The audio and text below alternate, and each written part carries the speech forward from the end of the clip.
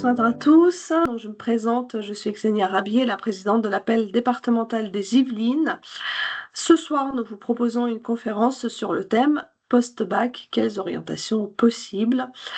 Cette conférence sera animée par Violaine Bigot, spécialiste de l'orientation. Merci beaucoup, Violaine, de votre participation et animation ce soir. Donc juste pour vous rappeler que cette conférence fait partie du cycle de visioconférence appelé Passeport Orientation. Ce cycle donc a pour objectif d'accompagner les parents dans toutes les questions liées à l'orientation, et ces conférences sont organisées tout au long de l'année par l'appel académique de Versailles et aussi conjointement du coup par les appels départementaux de l'Essonne, du Val d'Oise, des Hauts-de-Seine et des Yvelines. Donc, c'est vraiment le fruit d'un travail collaboratif entre ces différents échelons du mouvement des appels, et voilà une belle preuve qu'on peut unir nos forces pour vous proposer des conférences de qualité sur des sujets importants pour tout parent. Voilà, donc sans trop tarder, je vous souhaite une bonne soirée et encore un grand merci pour votre participation. Oui, eh bien, bonsoir à tous. C'est un plaisir, moi aussi, d'être avec vous, de vous voir si nombreux. Alors, on sait que l'enseignement supérieur, c'est de vraies questions, donc on va y aller rapidement.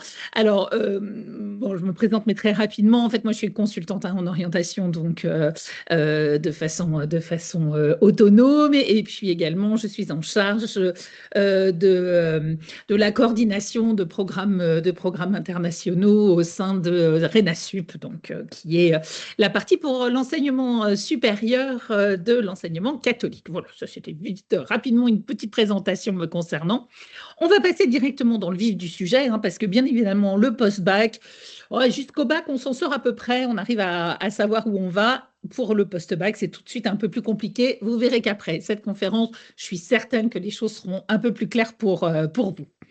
Alors, je vais commencer tout de suite par un petit rappel sur le calendrier de la classe de terminale, parce que c'est vrai que c'est une classe qui est charnière, qui est très importante. Il y a bien évidemment les épreuves finales, il y a bien évidemment les enseignements de spé, donc ça fait une année qui est un peu chargée. Donc, je voulais juste vous rappeler le calendrier donc, concernant la classe de terminale.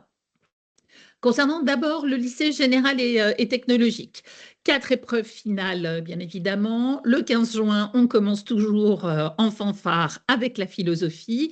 Et puis ensuite, le passage des 2 enseignements de spécialité. Et puis ensuite, du 22 juin au 1er juillet, vont s'étaler cette période de grand oral qui vont permettre à vos jeunes de pouvoir faire cette présentation. Les résultats, 7 juillet 2026. Et puis, si éventuellement il y a eu problème, etc., il n'y a pas de souci, il y aura des épreuves écrites de remplacement qui seront donc au mois de septembre pour nos bacs généraux et technologiques. Pour les épreuves du lycée professionnel, pour ceux qui ont des enfants en lycée pro, donc eux, voilà, c'est un petit peu plus étalé. Donc, du 11 au 22 mai, épreuve de maths et de physique, chimie. 20-21 mai, épreuve de langue vivante. 28-29 mai, là, ils font français, histoire géo et puis enseignement moral et civique, art et économie. Bien évidemment, le 1er juin, l'épreuve commune pour tous, prévention, santé et environnement. Quant aux épreuves professionnelles, elles font l'objet vraiment d'un calendrier spécifique, donc n'hésitez vraiment pas surtout à vous rapprocher de votre établissement pour que vous puissiez avoir toutes les dates précises. Et le lycée professionnel, donc donnant un bac professionnel, les résultats seront comme pour les autres le 7 juillet pour l'ensemble des étudiants, enfin des élèves qui sont encore élèves. Je vous ai mis également le calendrier de l'année terminale avec surtout le rapport avec Parcoursup, parce que bien évidemment là-dessus se chevauchent deux calendriers, donc avec les dates les plus importantes pour Parcoursup. On va refaire un petit point, bien évidemment, après. Je vous ai préparé quelques slides sur Parcoursup, vraiment pour Ces dates-là, pensez, notez-les sur votre agenda, etc. Parce que vraiment, il y a des dates butoirs, vous voyez, 23h59, ça s'arrête. Enfin, il y a des petites choses comme ça qu'il est préférable que nous, parents, nous ayons en tête pour que ce soit à peu près relax pour nos jeunes et qu'ils ne se préoccupent pas de tous ces calendriers, qu'on soit là aussi pour leur faire les petits rappels de base. Je vous ai mis également des ressources, hein, parce que je pense que c'est toujours intéressant pour vous d'aller jeter un petit œil si vous le souhaitez. Sur le site ONICEP. Alors, je ne sais pas, je pense qu'on a particulièrement des terminales cette année. Si éventuellement on a des classes également avant, ça peut être intéressant pour ceux qui sont en seconde d'aller jeter un œil sur Horizon 21. Réussir au lycée, parce que voilà, il y a vraiment toutes les dates et puis toutes les périodes, c'est intéressant. Et puis, bien évidemment, vous avez toujours votre service aux parents d'élèves de l'appel qui est là pour justement vous aider, vous accompagner, répondre aux différentes questions que vous pouvez avoir. Bref, ils sont là à votre service. On s'attaque sur Parcoursup. Alors, euh, Parcoursup, on en parle beaucoup dans les médias, même si maintenant ça fait quand même un certain temps que cette plateforme a été mise en place. Prenons ça avec beaucoup de distance. Voilà, alors ça parle d'algorithmes, ça parle de choses comme ça qui nous font tous très peur. Je rappelle que ceux qui étaient là avant n'étaient pas beaucoup mieux. Pour les plus vieux d'entre nous, je vous rappelle que nous nous déplacions dans les universités, les écoles et le reste pour aller déposer nos dossiers. Bon, je ne suis pas certaine que c'était beaucoup, beaucoup plus pratique. Donc, vraiment, il faut se servir de cette plateforme. Là, ce soir, on n'est vraiment pas sur Parcoursup, hein. Je sais que vous avez des conférences qui sont prévues sur ce thème et vous pourrez poser toutes vos questions. Donc, vraiment, surtout, allez-y. Ça se passera bien. Voilà, Parcoursup, c'est pas un souci, c'est une plateforme. Il faut voilà apprendre à la gérer, mais comme toute plateforme, donc il y a vraiment aucun souci là-dessus. Et vous verrez que maintenant c'est quelque chose qui roule assez bien et surtout c'est une source d'information énorme, énorme. Donc vraiment, vous avez beaucoup, beaucoup, beaucoup d'informations, pour ne pas dire la totalité des informations qui pourraient vous intéresser sur le site de Parcoursup. Alors, on commence par ce fameux calendrier de Parcoursup. Vous avez encore un peu de temps, mais le 17 décembre, ça y est, c'est l'ouverture de la carte des formations 2026, hein, donc vraiment celles qui vont ouvrir pour cette année. Vous avez donc tranquillement le temps, pendant un mois, d'aller jeter un œil, de regarder, de voir un petit peu les attendus, ce qui se passe, etc., les résultats qu'il y a eu l'année dernière, le rendu dernier intégré. Toutes ces informations qui vont vous permettre de faire avec enfin c'est surtout votre jeune, hein, qui va faire son choix, de le faire en toute connaissance de cause. C'est vraiment, vraiment intéressant. En gros, Parcoursup, ça se divise en trois grandes périodes, hein. Je prépare mon projet d'orientation. Ensuite, je formule mes vœux. Et puis ensuite, bien évidemment, je vais avoir les réponses des établissements. Et ça se passe vraiment dans cet ordre-là. Donc, le 17 décembre, la plateforme va ouvrir. Vous ne pourrez pas vous inscrire, mais par contre, vous aurez accès à l'ensemble des informations qui vont concerner donc cette rentrée 2026. Le 19 janvier, là, ça y est, on peut s'inscrire et on peut commencer à formuler des vœux. Alors, pas d'inquiétude non plus, ce n'est pas les premiers arrivés, premiers servis, hein, puisque vos vœux, peu importe que vous les ayez fait le 19 janvier ou le 11 mars, franchement, aucune importance. Les établissements ne le sauront pas. Donc, ne vous dites pas, oh là là, mon Dieu, il faut que je le fasse tout de suite parce que c'est. Mais vous vraiment prenez le temps avec vos jeunes d'en parler, d'en discuter, d'ouvrir le champ des possibles. Vraiment, il y a un vrai travail de notre part en tant que parents pour les emmener sur ce chemin. Et Parcoursup, c'est un moment où on est là pour les accompagner, pour être avec eux.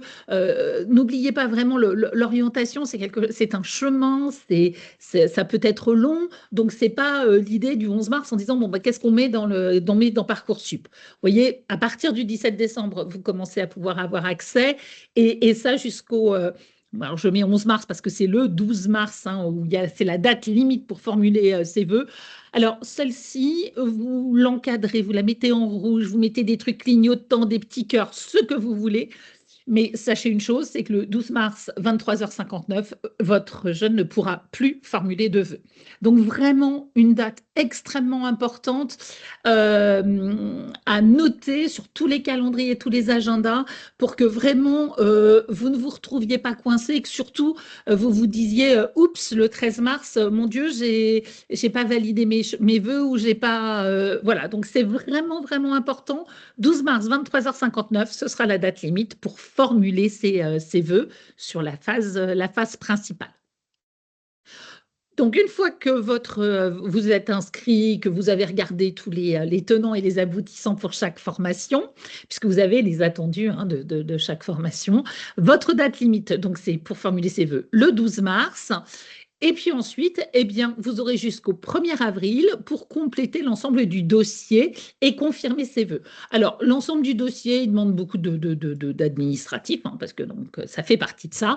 Donc, vous verrez, il y a beaucoup de documents à rentrer. Et là, vous avez jusqu'au 1er avril. Petit conseil, quand vous allez inscrire quand votre jeune va s'inscrire sur Parcoursup, vraiment, si vous le faites avec lui, moi, je vous le conseille parce que c'est vraiment un moment aussi de partage avec nos jeunes.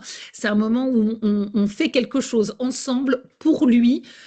Donc, c'est sympa d'être en accompagnant et puis vraiment, ça les rassure également de nous avoir à côté pour toutes ces questions un petit peu plus administratives. Donc, pensez à renseigner les adresses mail et portables du papa et de la maman, de l'accompagnant, du tuteur, peu importe, mais vraiment pensez à mettre vos adresses mail et vos portables. Comme ça, vous aurez, vous, exactement les mêmes informations que votre jeune. Donc, vraiment, ça rassure et deux, ça permet, vous également, d'être dans cette dynamique et de pouvoir suivre l'avancement. Alors, bien évidemment, pour l'inscription, mais ça permet de confirmer que bon, les vœux qu'on est bien inscrits, que les vœux ont bien été acceptés. Mais c'est surtout sur les réponses des établissements que c'est le plus important. Donc ça, c'était mon petit conseil. Ensuite, oh pardon, hop, j'ai sauté une page. Donc voilà, donc là on arrive, donc on s'est inscrit, on a fait nos vœux, on a rempli notre dossier, parfait. Le 2 juin, là, ça commence, c'est le lancement de la phase d'admission. C'est-à-dire que vous avez les premières réponses des formations.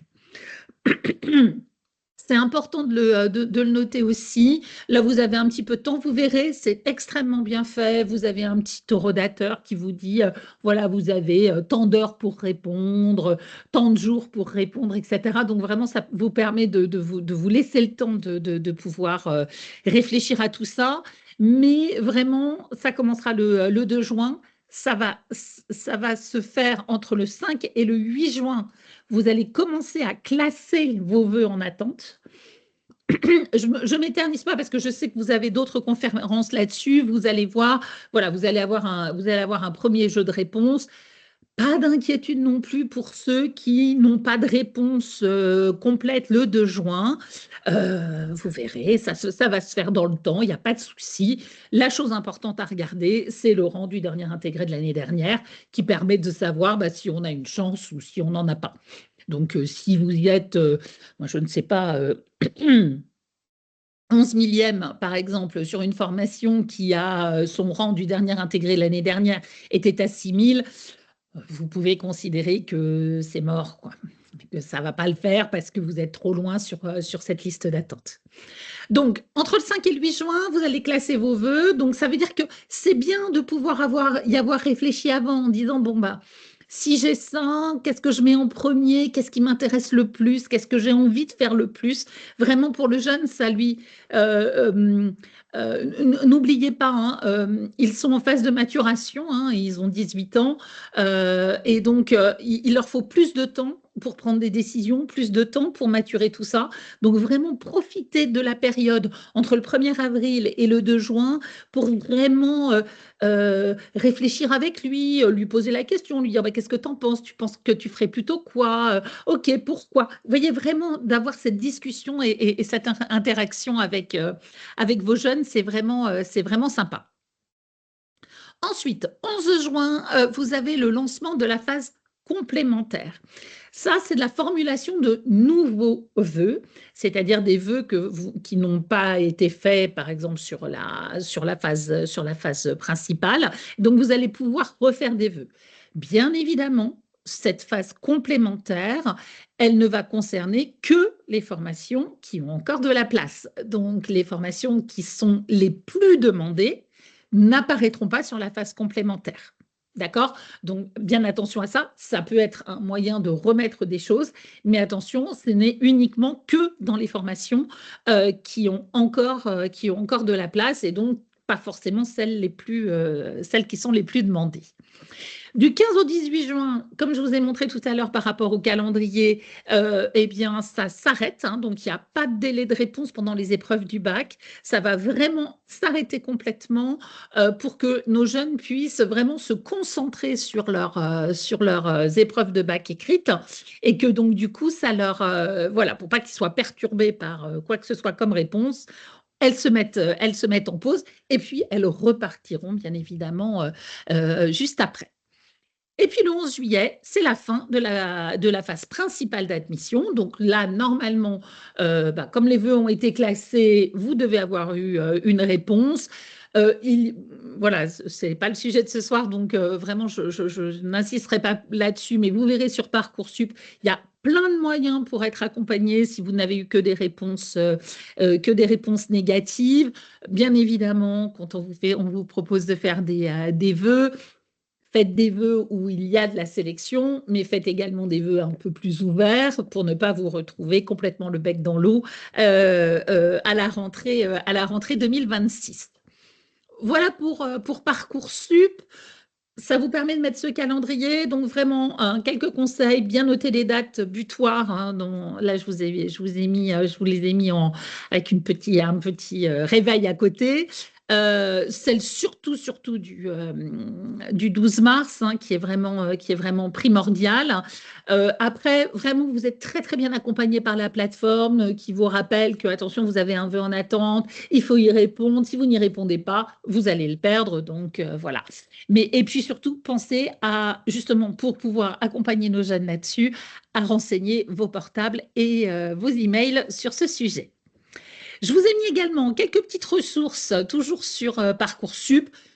Bien évidemment, la plateforme hein, Parcoursup qui est la plus importante. Vous avez également Avenir qui peut vous donner un petit peu d'informations, hein, qui est la plateforme de l'ONICEP. Pour toutes les personnes qui sont en situation de handicap, vous avez l'ARPEJ également, hein, qui est l'association pour favoriser l'emploi des jeunes en situation de handicap et puis pour favoriser aussi l'égalité des chances et la diversité. Voilà, il y a plein de choses aussi sur l'ARPEJ que vous allez pouvoir retrouver, qui peuvent être des simulations d'entretien, des aides à trouver des stages, ils ont des accords avec des entreprises partenaires. Donc, c'est vraiment pour tous les élèves qui sont à besoin éducatif particulier. Vraiment, voilà, il y a un bel accompagnement, ça peut être utile pour certains. Et puis, comme toujours, le service aux parents d'élèves de l'appel qui va vous permettre, qui va vous aider, répondre à des questions auxquelles nous n'aurions pas répondu ce soir. Et voilà, vraiment, n'hésitez pas à faire appel également à ces services-là. Un petit focus un peu plus spécial Île-de-France. Donc, vous avez la nuit de l'orientation hein, qui a lieu vendredi. Vous avez également des MOOC pour découvrir, hein, je vous les ai mis également au centre. Et puis, je vous rappelle deux salons orientation donc, sur l'Île-de-France, hein, le 6 décembre au Paris Seven Center, Porte de la Villette, hein, qui sont voilà, sur les salons des formations commerciales, marketing, banque, finance, BTP, agroalimentaire, etc. Et puis également le 13 décembre sur l'espace Champéret, qui est là un salon plutôt jeux vidéo, cinéma d'animation, finance, droit, etc. Je rappelle que pour le cinéma d'animation, hein, nous sommes un des viviers sur ce thème. Voilà, les Américains s'arrachent les Français, donc profitons-en pour une fois que ça nous arrive. Il faut qu'on en profite. Donc voilà, ça vous donne quelques idées, quelques petites pistes pour vraiment, ben voilà, pour approfondir toutes ces petites choses-là. Et puis, je vous ai mis quelques petits points de vigilance juste pour que voilà, vous pensiez voilà, des petites choses à mettre en exergue concernant Parcoursup. Et puis l'accompagnement sur l'orientation. C'est bien d'accompagner les jeunes dans les salons, que ce soit physique ou virtuel, mais pour au moins les préparer. Quelles questions tu veux poser? Quelles réponses? Qu'est-ce qui est important pour toi? Quels sont tes critères de choix? Vraiment toutes ces petites choses-là qui font que... Parce que si c'est pour y aller et se promener, l'espace Champère est très sympa, hein, mais c'est pas vraiment utile. Je pense qu'on a des balades qui sont plus sympas à faire. Mais vraiment, il faut que ce soit productif, les salons. Donc vraiment, n'hésitez pas aussi à l'accompagner sur ces salons. Que ce soit physique ou virtuel, hein, les questions, elles sont à se poser de la même façon. La gestion du stress. Je pense qu'on a tous ce brouhaha autour de Parcoursup. C'est la plateforme qui décide, etc., etc. Peut-être on a cru à un moment donné qu'il n'y aurait plus, avec Parcoursup, que voilà, c'était fini, tout le monde ferait tout ce qu'il veut. Non, parce qu'il y a toujours le même nombre de places dans les établissements, il y a toujours, donc voilà, c'est plus ouvert. Mais vraiment, la gestion du stress et surtout la gestion des listes d'attente, quoi.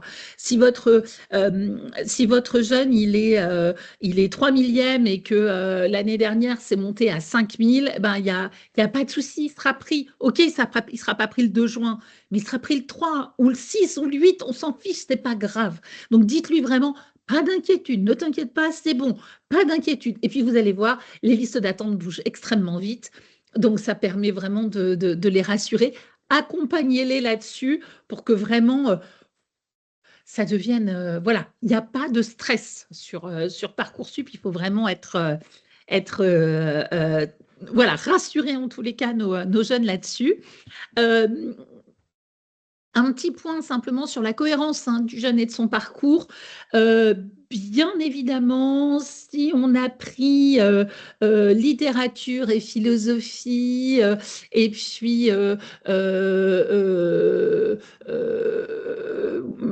ne sais pas, politique, ben, on ne va pas demander, par exemple, une école d'ingénieur, on ne va pas demander une prépa scientifique parce que forcément, les attendus ne seront pas là. Donc, quand je parle de cohérence, c'est vraiment, on ne découvre pas à un moment donné que finalement on aime ça ou ça. Donc, il faut que le parcours il soit à peu près cohérent. Voilà, pour aller dans une école d'ingénieur, il vaut mieux avoir des matières scientifiques parce que, parce que c'est ce qu'on va faire pendant 3 ou 5 ans. Et que donc du coup, il est quand même préférable qu'on aime ça parce que sinon, ça va être compliqué à faire. Voilà, autonomie et responsabilisation de nos jeunes. Donc, ce n'est pas nous qui faisons à leur place, on les accompagne, bien évidemment. C'est important qu'on soit présent avec eux, parce que je pense que ça les rassure. Mais c'est enfin un moment où ils vont avoir des décisions à prendre, ils vont être autonomes sur ce parcours-là. Donc, vraiment, c'est important. Et puis un dernier petit point aussi, donc vraiment dans les choses à regarder, je ne m'avance pas parce que je sais que vous avez vraiment vous avez plusieurs conférences sur Parcoursup, mais vérifiez bien les attendus pour chaque faculté.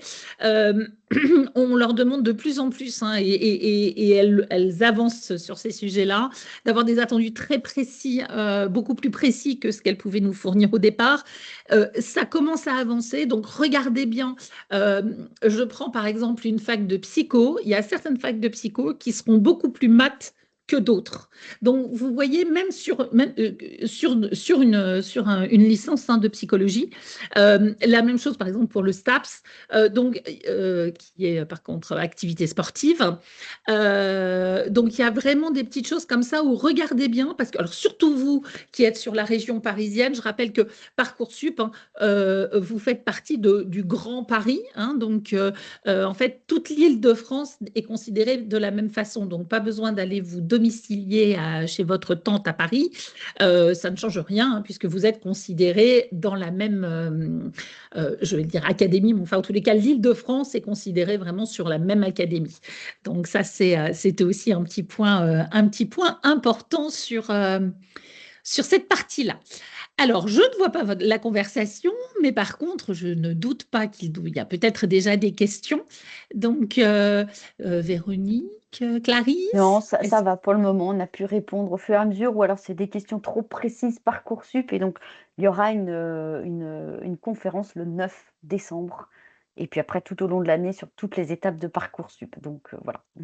Voilà, vous êtes très bien accompagnés sur Parcoursup. Et puis là, nos établissements scolaires ont vraiment pris la mesure, hein, de tout ça. Donc, ils sont quand même bien présents, ils sont bien au point. Les professeurs principaux sont là aussi, hein, pour accompagner les jeunes. Donc, vraiment, voilà. Moi, l'idée, c'était vraiment surtout de vous dire, pas de panique. Ça va se faire. Il faut qu'on soit présent pour les aider, mais vraiment sur tous les aspects très pratiques. Vous aurez donc la première conférence en tous les cas sur Parcoursup qui se fera donc le 9 décembre. Alors, on attaque le supérieur. Un tout petit point sur l'orientation, hein. Je pense que c'est important de se dire que l'orientation, c'est tout au long de la vie, que c'est quelque chose qui est... voilà, c'est vraiment un entonnoir. Donc, nous, parents, on ouvre le champ des possibles et puis au fur et à mesure, ça se réduit. Et puis après, ça se réouvre et puis on refait l'entonnoir. L'idée, c'est vraiment surtout de pas faire d'autocensure. C'est-à-dire que, oh là là, non, non, ça, c'est pas pour moi. Je pense aux classes prépa, par exemple. Oh là là, mon Dieu, c'est pas pour moi. L'avantage de Parcoursup, c'est que vous pouvez tester. Vous vous dites, bah, je fais ma candidature sur une classe prépa, je vois si je suis pris. Si je suis pas pris, bah, tant pis, je suis pas pris. Si je suis pris, et finalement, qu'est-ce que je fais? Essayons de faire exploser un petit peu ce toit de verre qu'on peut se mettre, et surtout cette auto-censure, parce qu'en fait, on se dit, ah ben là, oh là, moi, j'ai jamais, non, non, moi, je connais pas, je sais pas, etc. Donc, vraiment, essayer voilà, Parcoursup permet ça, vraiment permet de limiter son autocensure. Attention, les écoles d'ingénieurs sont aussi faites pour les filles, les études de maths également, les bachelors universitaires technologiques aussi, hein. Donc vraiment, pas de stéréotypes genrés parce que bah, ça n'est plus le cas, et particulièrement, alors je pense à l'informatique, hein, mais vraiment, les filles peuvent y aller sans aucune difficulté, elles en ont les compétences, et surtout, elles sont extrêmement demandées sur le marché de l'emploi. Je rappelle, hein, toujours, hein, puisque là on est sur le supérieur, on fait une formation pas pour faire une formation, on fait une formation pour s'ouvrir la possibilité d'un métier derrière. La formation, elle n'est pas là pour se dire, ah bah tiens, je vais me former. Non, non, et je me forme à quelque chose et pour ensuite rentrer sur le marché du travail. Donc, il faut toujours avoir cette petit objectif en tête. Alors, là, le schéma est extrêmement simple. Je rappelle simplement que tous les bacs, donc généraux, technologiques, professionnels, arrivent à ce niveau-là, donc c'est le niveau baccalauréat, et puis ensuite, eh bien, ils vont rentrer dans le supérieur. Que ce soit dans une école en 5 ans, que ce soit en classe préparatoire aux grandes écoles, que ce soit en bachelor universitaire et technologique ou en brevet de technicien supérieur, que ce soit en licence 3 ou toute autre chose, en licence donc sur 3 ans, tous les bacheliers peuvent rentrer dans ces formations. Je vais y mettre un bémol ensuite pour vous expliquer, mais c'est vraiment important d'arriver à comprendre que tous les bacs donnent accès à l'enseignement supérieur. Donc ça, c'était vraiment pour vous rappeler. Et puis surtout, en haut, c'est la vie professionnelle. L'objectif, je le rappelle, est de rentrer dans la vie professionnelle. Alors, celui-là est un tout petit peu plus complexe parce que vous avez bien évidemment différentes choses. On va aborder, hein, tout ce graphique-là qui est un peu complexe. L'idée est surtout sur ces sujets-là pour vous donner un petit peu un éventail de ce qui peut se passer. Et puis de vous expliquer simplement, alors je vais prendre vraiment 3 minutes, parce que vous allez entendre parler dans le supérieur de ce qu'on appelle les crédits ECTS, hein, qui sont European Credit Transfer System, qui sont donc, suite aux accords de Bologne, voilà, et la mise en place de l'Europe, ces crédits, en fait, que les étudiants obtiennent à la fin de chaque année, hein. Donc, un an correspond à peu près à 60, enfin, correspond à 60 crédits ECTS, mais il correspond à 60 crédits ECTS dans toute l'Europe. Et donc, ça permet éventuellement à des élèves d'avoir validé des crédits ECTS à un moment donné et de pouvoir poursuivre à l'étranger ou en France sur un autre critère. Donc, vous voyez, ça permet simplement, vous savez, c'est ces passerelles qu'on pouvait mettre en place à un certain moment.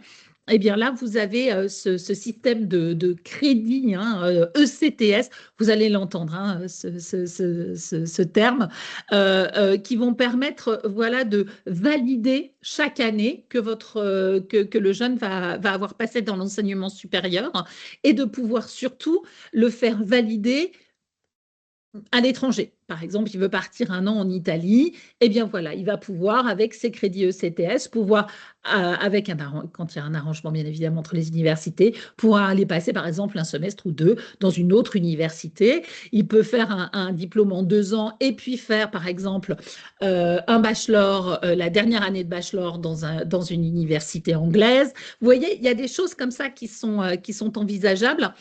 Mais vraiment, ces crédits ECTS, c'est important. Et puis, je vous le dis aussi pour vous alerter, parce qu'on va le voir au fur et à mesure de la présentation, c'est un bon moyen, ces fameux crédits ECTS, de vérifier un petit peu la crédibilité aussi des établissements dans lesquels votre jeune a envie d'aller. S'il n'y a pas de crédit ECTS, on en reparlera après, ça peut vous alerter selon ce que votre jeune a envie de faire après. Vraiment, les crédits ECTS, c'est la partie académique, hein, de la formation. Donc, c'est vraiment la validation, si vous voulez, des acquis académiques pour chaque année passée dans les établissements du supérieur. Bien évidemment, vous aurez la présentation, donc ne vous inquiétez pas, vous pourrez revenir dessus. Pas de souci. Alors, on va s'attaquer un petit peu à Là, c'est du dur, hein, donc c'est pas toujours facile. On va s'attaquer au diplôme dans le supérieur.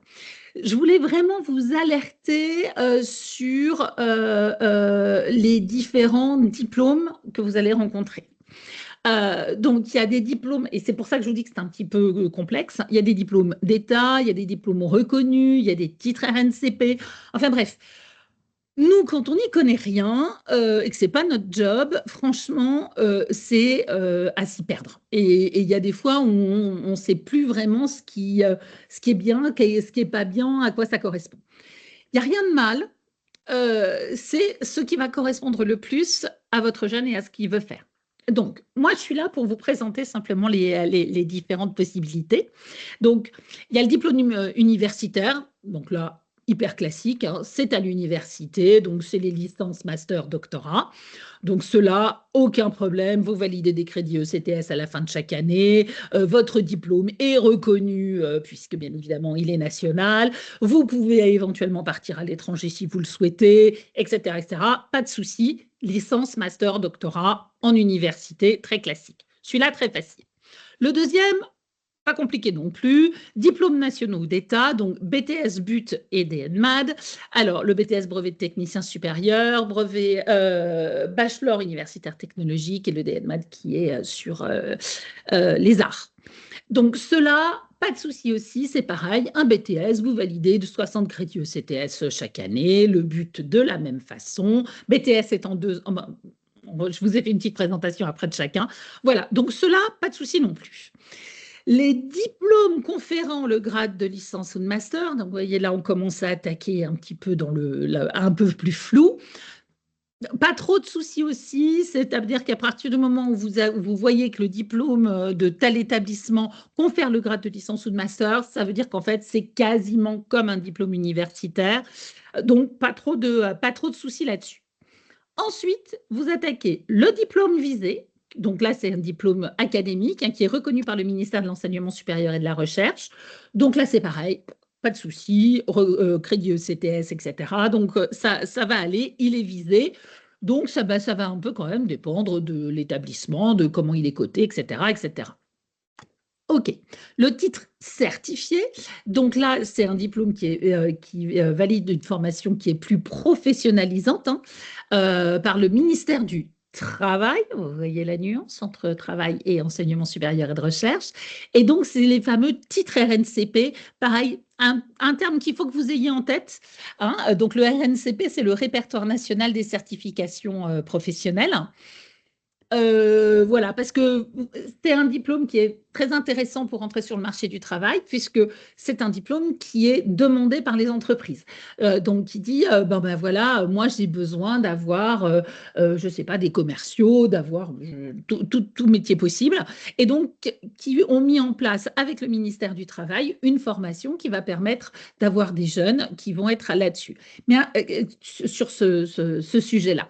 Attention, le titre RNCP en lui-même ne va pas suffire à ce que vous puissiez continuer de façon académique. Donc vraiment, l'objectif du titre RNCP, c'est d'aller travailler à la fin de ce titre.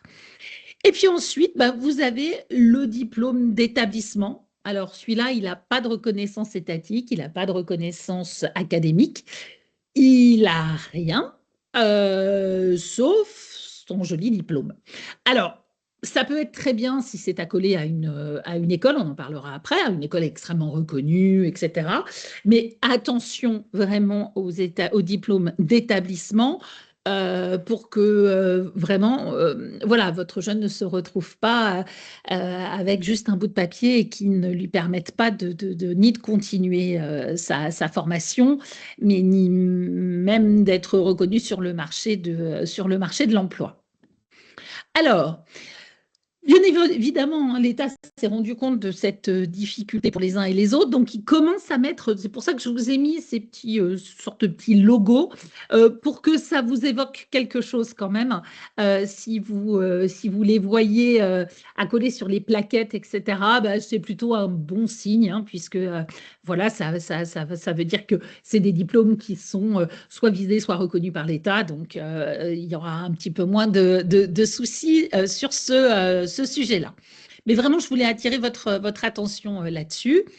Voilà, je vous en ai déjà parlé sur le reste. On rappelle vraiment, le titre RNCP, lui, va certifier des compétences professionnelles. Il est fait pour aller sur le marché de l'emploi rapidement derrière, alors que ce soit un bachelor, un master, peu importe, mais vraiment le fait est d'aller vraiment sur le marché de l'emploi le plus rapidement possible.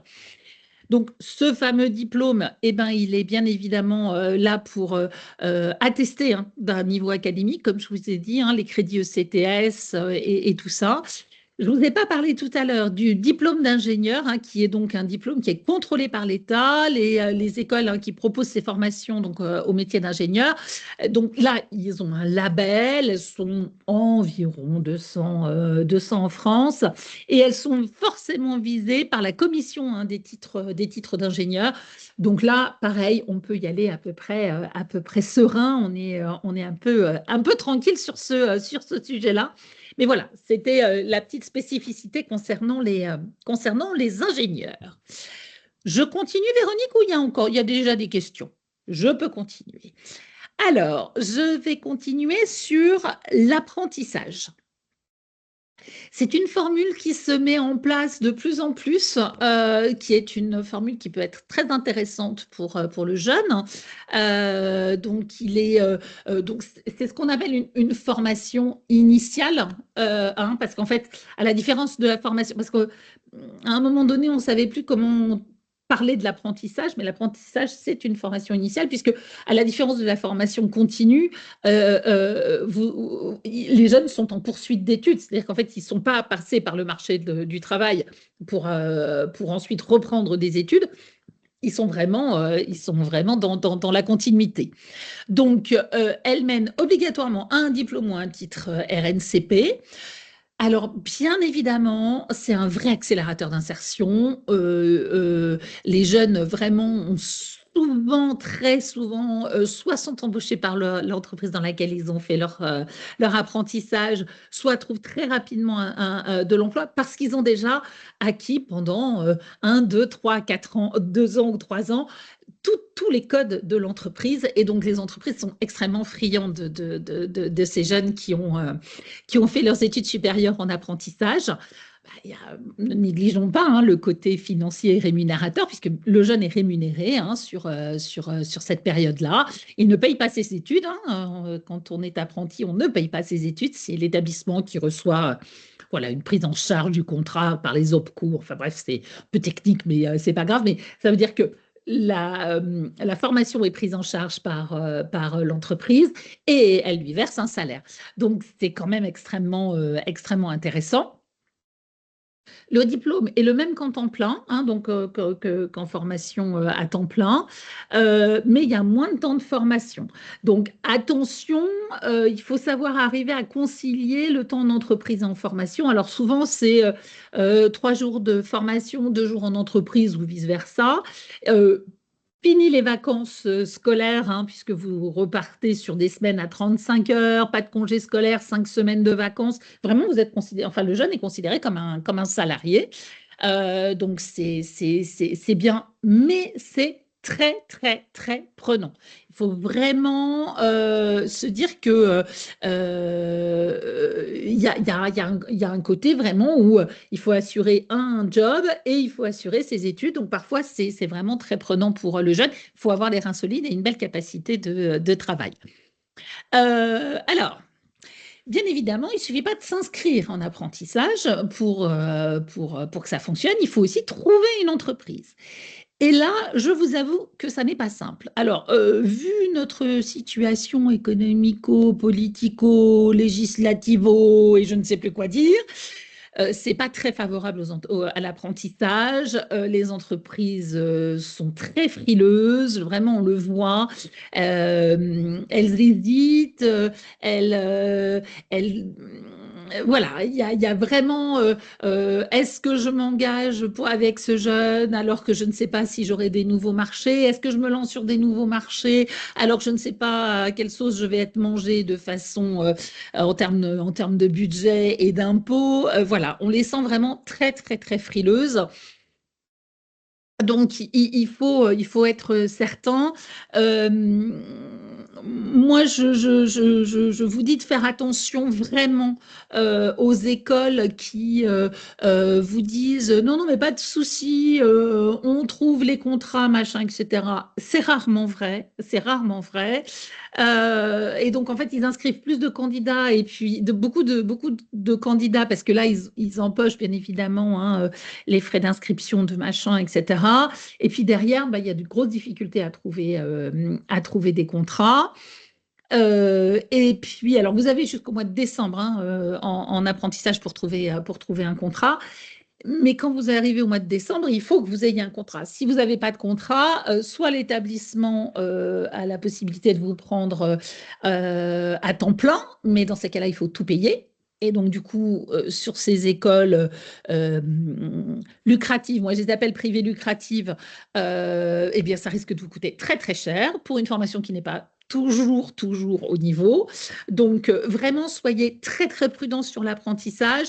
C'est un super moyen d'avancer et de faire ses études. Mais vraiment, voilà, attention, méfiance sur avec quelles écoles vous allez travailler et comment ça va se faire pour pas que vous vous retrouviez sans contrat.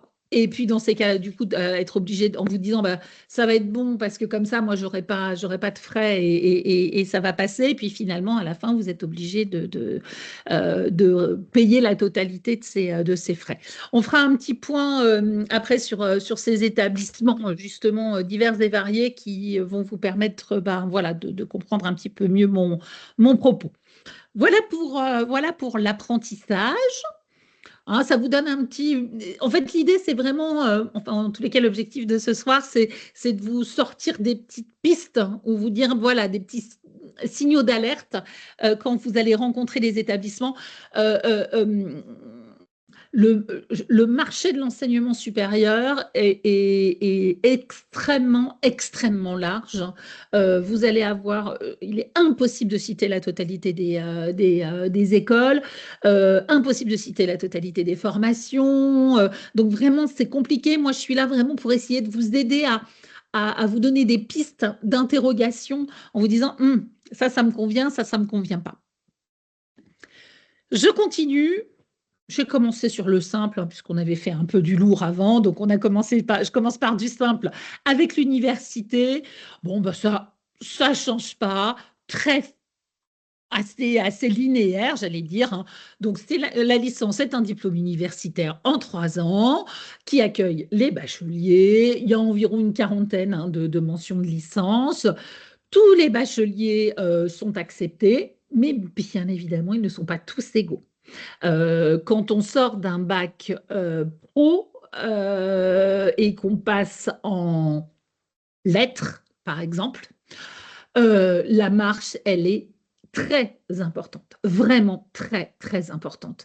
Donc, vraiment, attention à se dire, OK, j'ai une place en fac, parce que tout le monde dit, oh, la fac, ça va, c'est simple, c'est facile. Oui, oui, mais la fac, c'est pas fait pour tout le monde. Donc, il y a forcément une grande, grande autonomie qui est demandée aux jeunes. Beaucoup d'organisation, hein. Il faut apprendre les cours seuls, il faut aller fouiller, il faut aller à la BU, à la bibliothèque universitaire. Il y a beaucoup de recherches à faire, il y a beaucoup de choses comme ça. Donc, et puis, c'est la seule condition pour réussir les évaluations. Alors, c'est la grande liberté, hein, puisque là, vous allez en cours, tant mieux, vous n'allez pas en cours, c'est pareil. Euh, Peu importe. Et les enseignants sont là avec pour eux des adultes en face d'eux. Et donc, ben voilà, donc ils envoient et aux jeunes de savoir prendre des cours, savoir les relire, aller approfondir tel sujet pour que justement au moment des partiels et des évaluations, eh ben, ça puisse aller facilement. Donc, l'emploi du temps n'est pas extrêmement lourd, hein, c'est une vingtaine d'heures de cours, mais il y a vraiment beaucoup de travail personnel derrière. Donc, vous voyez, cette autonomie et cette organisation, il faut quand même que le jeune l'ait en lui au départ, ou au moins qui se donne les pistes pour pouvoir l'acquérir, pour que ça puisse rouler. Je rappelle que la licence universitaire, elle est très abstraite, hein. Il n'y a rien de concret, il y a des stages, mais très peu. Il y a un stage en deuxième année, un stage en troisième année, mais pas avec. Il y a vraiment peu de stages en entreprise. Euh, donc, ça ne permet pas aux jeunes qui ont envie, eux, de concret, vraiment de commencer à mettre un peu les mains dans le cambouis, quoi, d'arriver à comprendre, de voir à quoi ça correspond. C'est pas la licence universitaire qu'il va leur falloir parce que là, vraiment,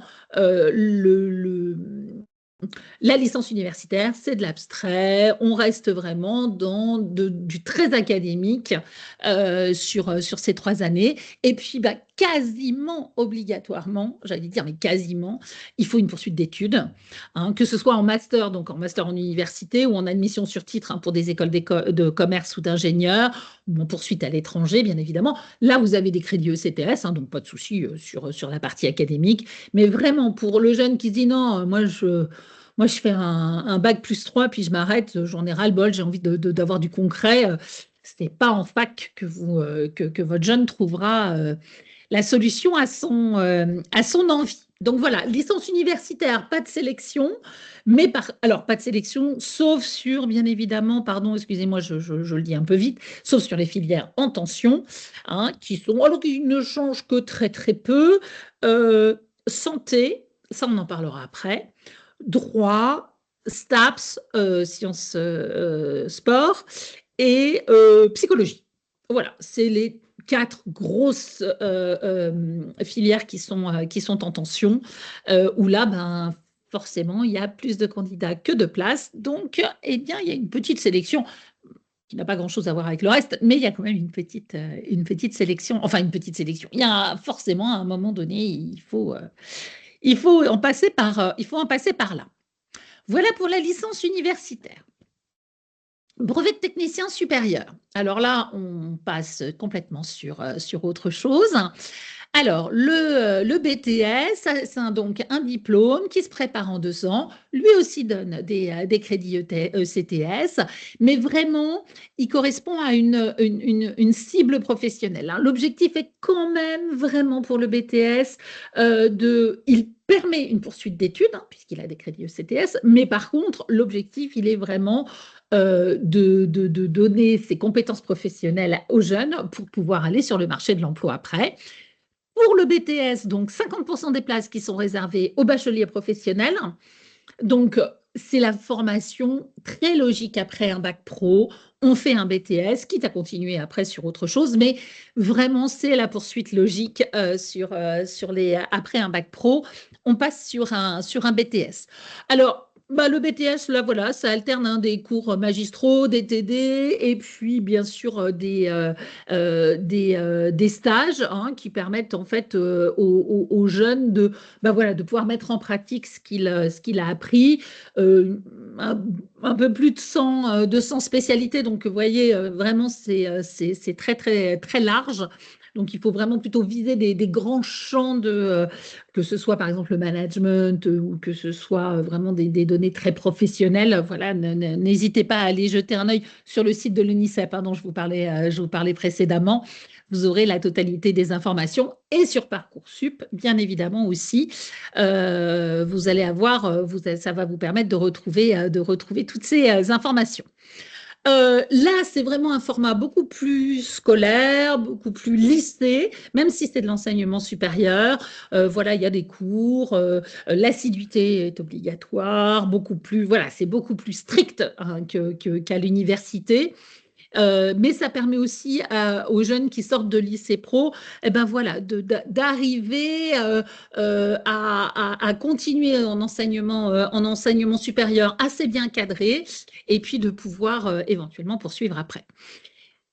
Bien évidemment, il y a la possibilité de poursuivre ses études, mais là, il va être demandé à ce que les niveaux dans les matières générales, hein, donc français, maths et autres, histoire géo, etc., bah, ça devra être bon, hein, bien évidemment, les langues, les choses comme ça. Après un BTS, on peut faire une école de commerce, hein, avec une admission sur titre ou même éventuellement une année de prépa. Mais voilà, c'est vraiment là, il faut avoir d'excellentes notes au niveau des matières générales pour pouvoir envisager une belle poursuite d'études et réussir ensuite. Moi, je le dis vraiment pour les jeunes qui sont en bac professionnel. Voilà, n'hésitez pas. N'hésitez pas, ça vous redonne confiance, ça redonne confiance dans le système. Et puis, on a de très, très belles poursuites d'études pour certains. Et puis, si vous n'avez pas envie de poursuivre, que vous souhaitez rentrer sur le marché de l'emploi, bah, ça reste des diplômes qui sont demandés pour pouvoir commencer sa carrière professionnelle. Je continue avec le bachelor universitaire technologique. Donc maintenant, ça s'appelle un BUT. Avant, c'était un DUT pour ceux les plus âgés d'entre nous. Voilà, hein, donc c'était un diplôme. Avant, c'était un diplôme universitaire technologique et qui était en 2 ans. Maintenant, c'est donc un bachelor, donc un diplôme qui se fait en 3 ans en IUT. Et là, c'est pareil, 50% des places qui sont réservées aux bacheliers technologiques, puisque c'est pour eux aussi la poursuite normale ou intuitive pour rentrer sur l'enseignement supérieur. Donc, En règle générale, hein, donc ils ont à peu près les 2 tiers du volume horaire qui sont sur des programmes nationaux. Et puis après, il y a vraiment des adaptations locales sur 1 tiers du programme. L'avantage, c'est que vraiment les bacs techno seront pas dépaysés dans les buts, parce que vraiment l'idée, c'est d'allier toujours ces travaux pratiques, ces travaux dirigés et des cours magistraux. Donc vraiment, il y a de la mise en pratique qui correspond vraiment bien aux étudiants de bac technologique, et puis voilà, qui mettent vraiment quelque chose de très pratique en place. Bah, l'emploi du temps, il est bien chargé, hein, pour ces buts, beaucoup de cours et surtout des projets tutorés, donc chose que les bacheliers technologiques connaissent.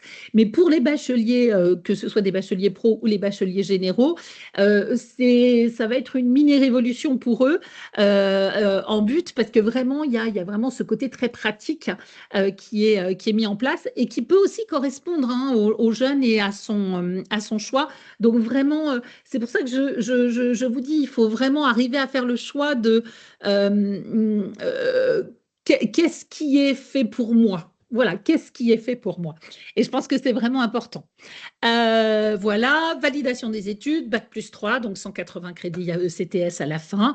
Beaucoup de stages, hein, sur ces périodes-là, donc ça permet vraiment aux jeunes de mettre en pratique, hein, leur formation. Et puis, bah, toujours pareil, possibilité de poursuivre des études, hein, donc soit à l'université en master, hein, après l'obtention de son but, ou dans une école d'ingénieur avec une admission sur titre, ou en école de commerce, pareil, avec une admission sur titre, avec toujours pareil, possibilité d'une année de prépa. Après, un but, en règle générale, ils sont assez bien formés pour partir sur des écoles d'ingénieurs ou des écoles de commerce. Donc, pas de souci. Je vous mets les différentes mentions, hein, du bachelor universitaire technologique, juste pour que vous vous rendiez compte de la diversité des titres qui existent, hein, et des mentions. Voyez, ça va de l'informatique à l'hygiène et sécurité, au génie mécanique, au management. C'est très varié. N'envisagez pas que le bachelor universitaire technologique, c'est uniquement sur voilà, le génie industriel, par exemple, et puis rien d'autre. Non, non, c'est vraiment extrêmement varié. Donc, ça peut donner des idées aux uns et aux autres. Je continue, je pose quand même. Est-ce que oui, Véronique, tu as des questions il y a des avant petites d'attaquer le questions bachelor? Exactement, avant d'attaquer le bachelor. Là, il y a des petites questions sur est-ce que tu peux réexpliquer ce que c'est qu'une admission sur titre, s'il te plaît? Oui, bien sûr, excusez-moi, je ne l'ai pas fait, je suis désolée. Alors, admission sur titre. Pour rentrer dans des écoles de commerce ou d'ingénieurs, il y a 3 possibilités. La première, c'est les écoles peuvent admettre les étudiants en post-bac. Donc, ça, c'est la première possibilité. Vous pouvez faire le concours des grandes écoles. Donc, ça, c'est après prépa. On parlera des prépas après. Donc, ça, c'est la deuxième possibilité. Et la troisième possibilité, c'est ce qu'on appelle les concours d'admission sur titre.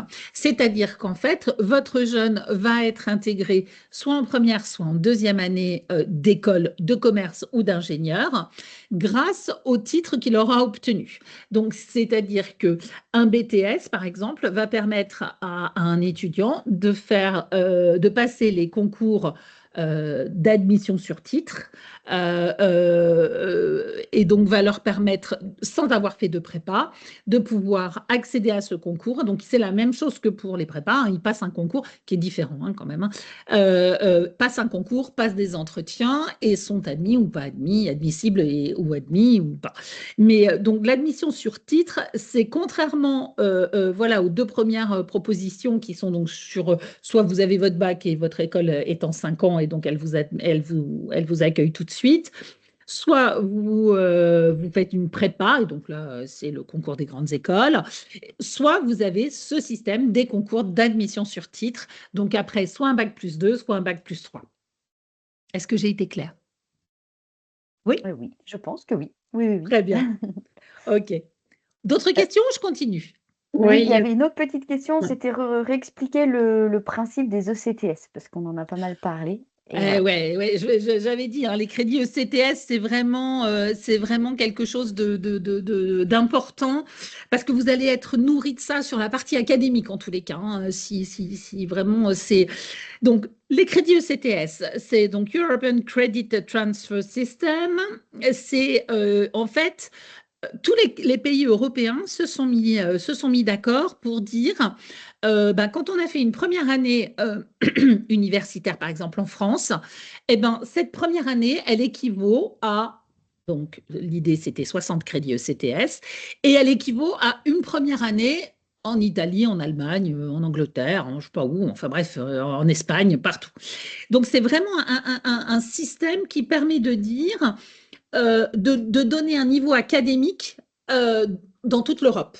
Parce qu'en fait, c'était la grande problématique avant, c'est que en fait, on avait des jeunes qui commençaient dans un établissement et qui souhaitaient partir en Europe après et qui ne pouvaient pas parce que en fait, leur diplôme n'était pas valable et n'était pas validé. Donc, ils ont mis en place ces crédits.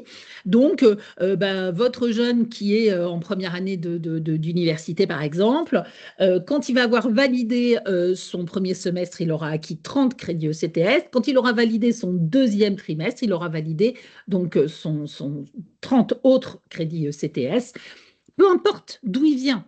Hein. Alors, les crédits ECTS, c'est pareil, c'est que quand vous avez validé vos crédits ECTS en philo, n'allez pas vous positionner en deuxième année je sais pas moi, de biologie, parce que bien évidemment, ça, c'est pas sur les mêmes matières, donc ça va pas fonctionner. Mais par contre, c'est vraiment l'idée de se dire que chaque année a le même poids, peu importe le pays d'Europe dans lequel on est, et surtout peu importe la formation qu'on a faite. C'est-à-dire que vous faites une première année universitaire, ou vous faites une première année de BTS, ou une première année de BUT, c'est pareil. C'est-à-dire qu'on vraiment, on considère que votre niveau, il est à ce niveau-là, c'est-à-dire au niveau de 60 crédits ECTS. C'est ça qui est vraiment intéressant. C'est une sorte d'arriver à avoir des équivalences, si vous voulez, et de pouvoir du coup bifurquer vers l'un ou vers l'autre. Est-ce que c'est un peu plus clair? Oui, merci. Ouais. Je crois D'autres que Clarisse, questions ou je continue? je crois que Clarisse Oui. avait une question. Oui, Clarisse. Ouais, une petite question sur de réexpliquer, de donner les grandes différences qu'il y aurait entre le BTS et le BUT. Alors, le BTS, c'est vraiment quelque chose de très professionnel. Donc, vous faites des stages. L'objectif premier du BTS, c'est de partir sur le marché de l'emploi après. Vraiment, allez, je le dis, on met les mains dans le cambouis. Même si vous faites du management, peu importe.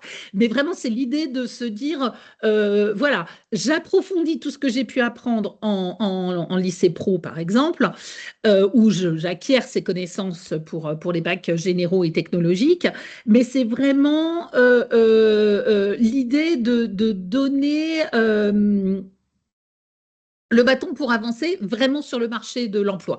C'est pour ça que je dis que, bien sûr, on peut continuer et faire une poursuite d'études après un BTS, mais vraiment, l'objectif, c'est vraiment d'être très pro.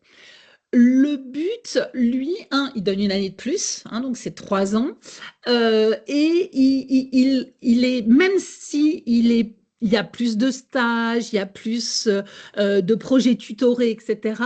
Mais il y a beaucoup d'abstractions quand même encore, contrairement vraiment au BTS où on est vraiment sur en exagérant, j'exagère, du pratico-pratique. C'est-à-dire que vraiment le BTS, l'objectif, c'est de donner les compétences professionnelles pour pouvoir assurer tel ou tel emploi sur le marché du travail. Le but, il est pas tout à fait souvent sur les mêmes domaines, et donc il va avoir un côté beaucoup plus approfondi. Vous voyez, il y a tout un côté d'un peu plus de recherche, d'un peu plus d'abstraction que ce qui va être demandé sur un BTS. Et puis sans oublier que sur le BTS, 50% des places pour les bacs pro, sur le but, 50% des places pour les bacs techno. Vous voyez, c'est vraiment, ça donne quand même des indications pour ces deux formations. C'est bon pour vous? Je continue? Ok. Alors, on s'attaque au bachelor, parce qu'alors, le bachelor est devenu, et je parle des bachelors, des diplômes, hein, pas de l'émission de télévision, mais les bachelors sont vraiment devenus, vous entendrez des bachelors partout. Et je voulais quand même vous faire un petit point là-dessus, parce que il ne faut pas s'y perdre. Vraiment, il ne faut pas s'y perdre, et c'est certainement là un des points, avec celui qu'on verra après sur les écoles supérieures, un des points où voilà, vraiment, vraiment, il faut être vigilant.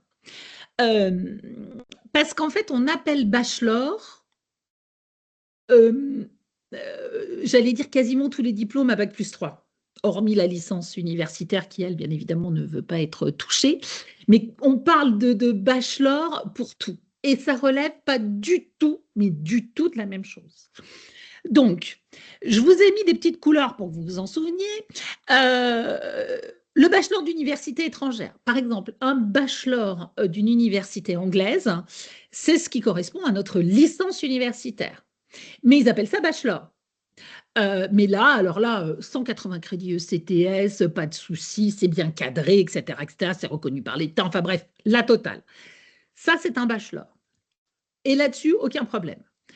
Il y a les bachelors visés par, comme, vous vous souvenez, c'est ce que je vous ai montré au tout début avec ces problèmes de bachelor, enfin de diplômes visés, reconnus, etc., qui étaient un peu compliqués.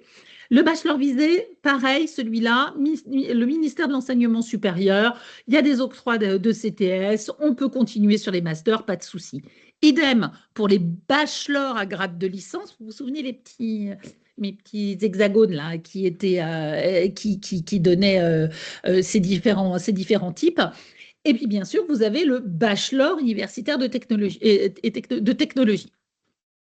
Cela, aucun souci, on est bien, on est tranquille, on a nos crédits CTS, on peut continuer si on en a envie, etc.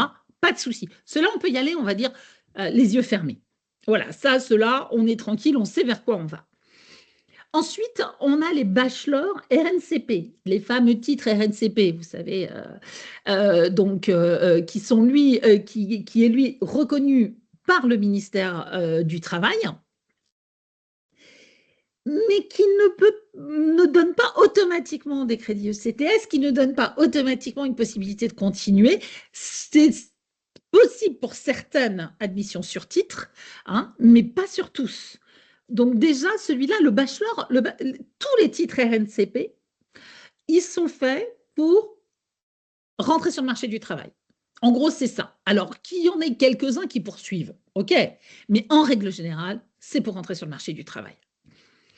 Et puis, après, on a tous des bachelors maison. Alors là, cela, ça peut être pléthore. Mais pléthore, quand je dis pléthore, c'est pléthore. C'est-à-dire que tout ce qui ne rentre pas dans les autres cases, c'est des bachelors maison. Alors, un bachelor maison, quand il sort de l'ESCP ou de HEC, allez, pas de souci. Vous vendrez HEC ou ESCP, ce sera reconnu sur le marché du travail, pas de souci là-dessus. Mais quand ça sort d'une école supérieure de je ne sais quoi, je ne sais où, attention, attention. C'est ce qu'on appelle, ce qu'on appelle nous dans notre le jargon, le fameux privé lucratif. Donc, où vous payez quand même vos formations relativement cher. Hein. Donc voilà, et vous ne savez pas ce que ça peut vous donner. Vraiment, très, très grosse prudence sur les bachelors. S'il y a des questions à poser, c'est vraiment, voyez, est-ce que du coup c'est un titre RNCP? Est-ce que c'est un diplôme? Est-ce que du coup ce diplôme, il est reconnu par le ministère de l'Enseignement supérieur? Est-ce que du coup il y a des crédits ECTS? Vous inquiétez pas, hein, quand ils ont cette possibilité-là, ils vous le disent. Ils vous le disent. Quand ils essayent de noyer le poisson, c'est que vous vous retrouvez sur les fameux bachelors maison. Et je vous dis, c'est pas que la formation soit mauvaise, c'est que dans l'ensemble des formations, il y en a qui sont là pour faire de l'argent, quoi. Donc je vous dis, quand c'est adossé bon, je m'avance un peu sur le sujet d'après, mais quand c'est adossé à une grosse école hyper connue, connue et reconnue, vous aurez peu de soucis parce qu'ils ont, voilà, ils ont toute leur, la force de leur groupe qui fera que la formation sera de belle qualité et que ça permettra de pouvoir rentrer sur le marché du travail et de façon satisfaisante. Mais attention, parce que dans tout ça, il y a quand même, voilà, il y en a quand même qui sont pas bons, quoi. Tout simplement, qui sont pas bons. Donc, vraiment, très, très grosse prudence. Voilà, les questions, elles sont assez simples hein, à poser. C'est est-ce que c'est un titre RNCP? S'ils vous disent oui, oui, c'est un titre RNCP et que votre gamin, il a décidé que finalement, non, non, moi, c'est bon, moi, je fais un bachelor puis je m'arrête parce que j'en peux plus, super. Parfait, très bien, nickel, pas de problème, il peut continuer. S'il se dit, oh, je sais pas, peut-être, on verra, voilà. Attention. Vous voyez, c'est vraiment les questions à poser sur ça. Et si c'est un bachelor maison, c'est de quel établissement, de quelle école, sur quoi il s'appuie, quelles sont les conditions. Parce que très souvent, alors dans la tambouille que l'on peut faire, hein, c'est la proportion d'argent qu'on met pour la formation ou pour le marketing. Et vous voyez, dans les bachelors maison, bah, souvent, en fait, le marketing, il est là et la formation, elle est là. Donc, ils ont des super plaquettes, ils ont des super goodies, ils ont des super trucs, ils ont des stands magnifiques sur les salons, ils ont tout ce qu'il faut pour attirer l'œil. Je ne dis pas qu'ils sont mauvais, je peux pas parce que c'est trop varié, en fait, il y en a trop pour pouvoir le dire. Mais ça veut juste dire qu'il faut que vous posiez des questions. Voilà, l'idée, c'est vraiment de poser des questions. Et donc, vous voyez, sur ces bachelors, c'est vraiment l'idée, poser les questions qui vous permettront de vous dire où est-ce que va se situer le bachelor que cet établissement propose à mon enfant. Je continue sur les écoles supérieures parce qu'on est vraiment sur le même thème. Vous entendez énormément parler d'école supérieure d'enseignement. Ah, mon fils a fait une école de commerce, ma fille a fait une école de commerce, etc. Alors, je recommence pour les plus vieux d'entre nous, quand on faisait avant une école de commerce, on savait, voilà, il n'y en avait pas 350 millions. Donc, bah voilà, c'est généralement les écoles supérieures, les écoles de commerce, je prends école de commerce, hein, faisaient partie de la conférence des grandes écoles, donc elles étaient bien positionnées, on savait où ça allait, etc., etc. C'est plus du tout le cas, mais du tout, du tout, du tout le cas. Donc, je vous ai fait un petit tableau, un petit schéma pour essayer de vous expliquer comment ça se passe. Dans ce qu'on appelle les écoles supérieures, vous avez les diplômes maison. Donc voilà, bachelor, machin, etc. Oh, il n'y a pas de crédit ECTS, il n'y a pas de grade, il n'y a rien. Bon, voilà, donc ils vous vendent, et puis alors souvent ils ont des noms à coucher dehors. Donc voilà, mais il n'y a rien. Il n'y a rien en termes d'équivalence, si vous voulez, sur le reste de l'enseignement supérieur. Ensuite, vous avez ça ou des titres RNCP. Alors, les titres RNCP, ceux-là, ben, l'apprentissage est possible. Souvent, il n'y a pas de CTS, il n'y a pas de grade, mais par contre, c'est une formation qui est reconnue par le ministère du Travail, qui va être donc correspondre aux besoins des entreprises qui sont demandeuses.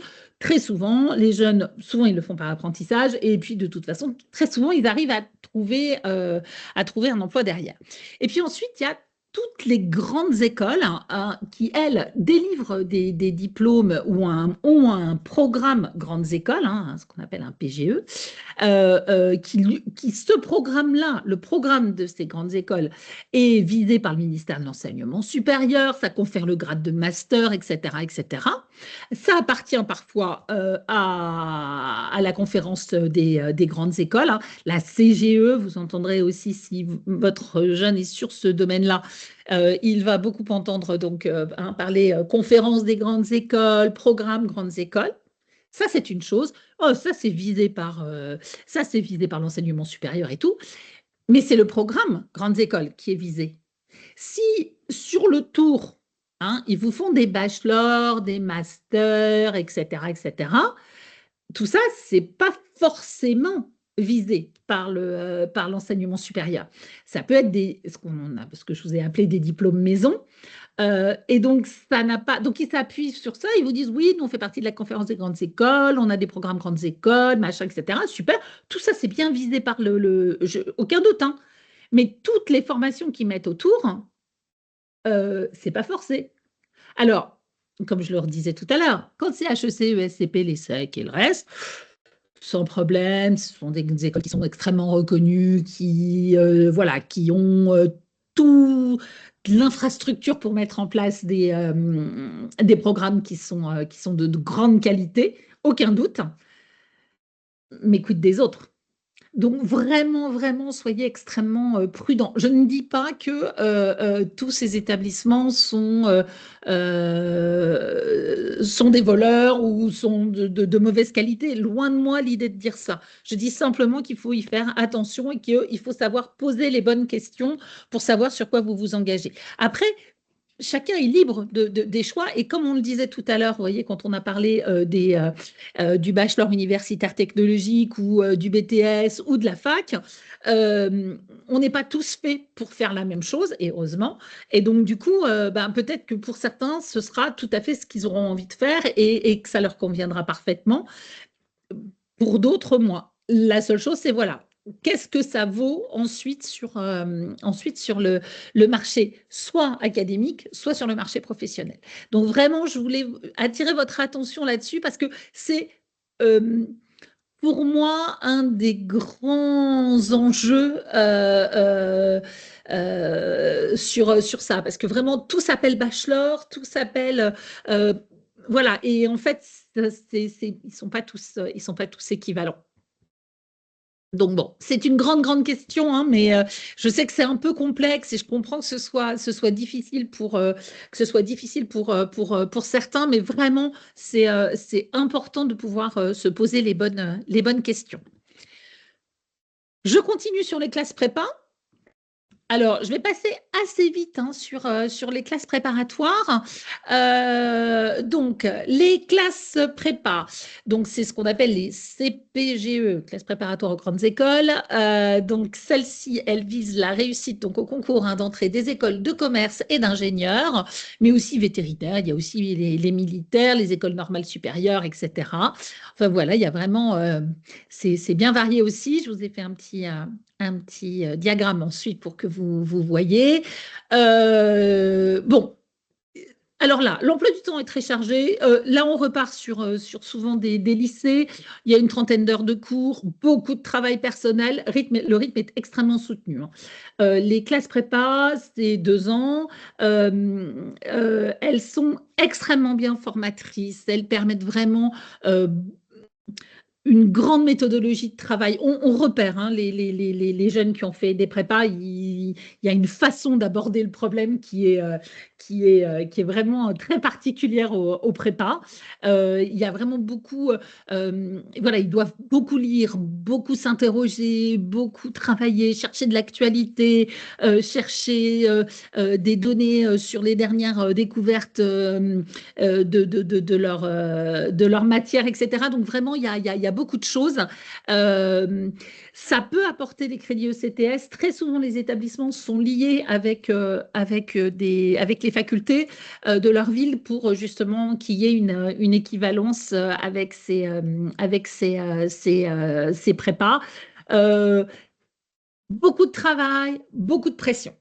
Voilà, c'est clair. Donc, c'est là aussi où il faut que, pour les jeunes qui ont envie de ça, il faut que nous, on soit avec eux aussi pour que, justement, de temps en temps, vous savez, on vienne les chercher, qu'on les sorte de leur bulle pour qu'ils puissent faire un petit peu de sport, un petit peu d'activité, un petit peu d'être, voilà, de profiter, d'aller boire un verre avec des copains, de pouvoir sortir, d'aller faire du sport, de faire un tour de vélo, j'en sais rien, mais vraiment quelque chose qui va leur permettre de respirer de temps en temps. Vraiment, C'est chargé, voilà, c'est chargé la prépa. Il y a trois grandes filières principales sur la prépa. Hop, je vous mets mon petit. Alors celui-là aussi, il est pas simple, mais voyez, vous avez les scientifiques, les littéraires et les économiques. Alors, toutes celles qui sont en orange sont réservées aux technos, au bac technologique, puisque après un bac technologique, on peut faire une classe prépa. Donc, vous voyez, là, elles sont vraiment réservées. Alors, c'est l'objectif vraiment pour eux de pouvoir aussi bénéficier de ces classes prépa et de pouvoir ensuite rentrer dans des écoles de commerce ou d'ingénieurs. Donc, les CPGE scientifiques, les littéraires et les économiques. Alors, pour que vous puissiez voir facilement comment les choses se passent, je vous ai fait donc une petite page pour chaque. Donc, CPGE, je rappelle, classe préparatoire aux grandes écoles. Donc, vous avez l'économique et le commercial. Bon, ben là, voilà, vous avez l'intérêt de l'élève qui sera plutôt sur les sciences humaines sociales, mathématiques et humanités. Et puis, on part sur des écoles de commerce, de management, bien évidemment des IEP, et puis éventuellement Saint-Cyr, etc. Je vous ai mis aussi les enseignements incontournables, donc en particulier celui de maths. Donc souvent en première, en spécialité, et puis ensuite en option maths complémentaires pour la terminale éventuellement. On demande des maths. Donc, il faut qu'il y ait un petit peu de maths pour ces classes prépa. Les CPGE littéraires, et là, on oublie les maths, pour une fois, c'est pas mal. Donc voilà, littérature, philo, art, langue, sciences humaines et sociales. On va se diriger plutôt sur les écoles normales supérieures, les IEP également, les écoles de commerce et de management aussi. Et puis, voilà, on va se tirer bien, on va rester un petit peu sur des humanités, des littératures, des langues. Enfin, vous voyez vraiment toutes ces parties beaucoup plus littéraires. Ensuite, on passe à la littéraire, lettres et sciences sociales. Donc là, on sent qu'il y a cette petite touche de sciences sociales. Qui dit sciences sociales dit sciences, dit maths. Parce qu'il y aura beaucoup de probabilités, de calculs, etc. Puisqu'il y aura une étude, bien évidemment, les études sociales. Donc, forcément, il y aura un petit peu de maths. Et puis ensuite, on complétera ça avec soit histoire géo, soit humanité littérature, soit littérature langue et culture étrangère. Vous voyez vraiment les bases sur le littéraire. Donc ça, c'était pour les économiques et sociales. Et puis ensuite, on va passer aux scientifiques. Alors, sous le gros pavé scientifique, vous avez 4 prépas. Attention, elles ne se font pas dans tous les établissements. Donc, soyez bien attentifs avant et surtout, voyez ce qui sera le plus intéressant pour quel type d'école ils souhaitent faire ensuite. Donc, on va retrouver là, bien évidemment, toujours sciences, techno, informatique, ingénierie et maths. Là, l'enseignement de maths n'est pas en option, bien évidemment, mais c'est logique, on est chez les scientifiques. Et puis, par contre, après, vous aurez en scientifique soit physique-chimie, soit sciences de l'ingénieur, soit numérique et sciences informatiques. Mais les maths seront de toute façon absolument incontournables. Et puis, la dernière que je vous présente, c'est la BCPST. Il est horrible à dire cette spécialité. Donc, c'est biologie, chimie, physique et sciences de la Terre. Donc, celle-ci, je vous le précise parce que c'est surtout la voie royale pour rentrer dans les études vétérinaires. Attention, il y a beaucoup de sélections. Donc, vraiment, faites bien attention. C'est une prépa qui est complexe et qui, vraiment, pour les écoles vétérinaires, il y a vraiment beaucoup de spécialités. Un petit mot aussi, regardez quand même, parce que maintenant, il y a beaucoup d'écoles qui recrutent en post-bac. Donc, regardez sur Parcoursup, parce que je pense que vous pourrez avoir peut-être des informations. Et puis là, les enseignements incontournables, maths, physique, chimie, sciences de la vie et de la terre. biologie, écologie, hein, pour ceux qui éventuellement auront fait ça dans un lycée agricole, hein, puisque c'est le seul enseignement de spé qui est uniquement dans les lycées agricoles, hein, la biologie et l'écologie. Donc voilà, rapidement un petit tour autour des classes prépa post-bac général. Et puis après, donc, comme je vous l'ai dit tout à l'heure sur mon petit schéma, vous avez toutes les classes prépa après un bac techno. Donc bah là, vous allez retrouver un petit peu, si vous voulez, les différents créneaux, hein, des bacs techno, donc économique et commercial, hein, en premier. Donc bien évidemment, ce sera tous ceux qui ont fait STMG qui seront le plus intéressés là-dessus et qui donneront bien évidemment sur les écoles de commerce et de management. Ensuite, vous avez la CPGE un petit peu plus scientifique, la TSI, hein, donc technologie et sciences industrielles. Là, ce sera pour aller STI 2L. Et puis la STL également, hein, c'est sciences et technologies de laboratoire et sciences et technologies de l'industrie et du développement durable. Donc là, pareil, ça donne sur des écoles d'ingénieurs ou éventuellement l'école normale. Encore une autre scientifique pour la spécialité donc des bacs techno. Là, ce sera celle qui sera plutôt sur le STL, hein, sciences et techniques de laboratoire, ou les sciences physiques et chimiques de laboratoire. Vraiment, l'idée, c'est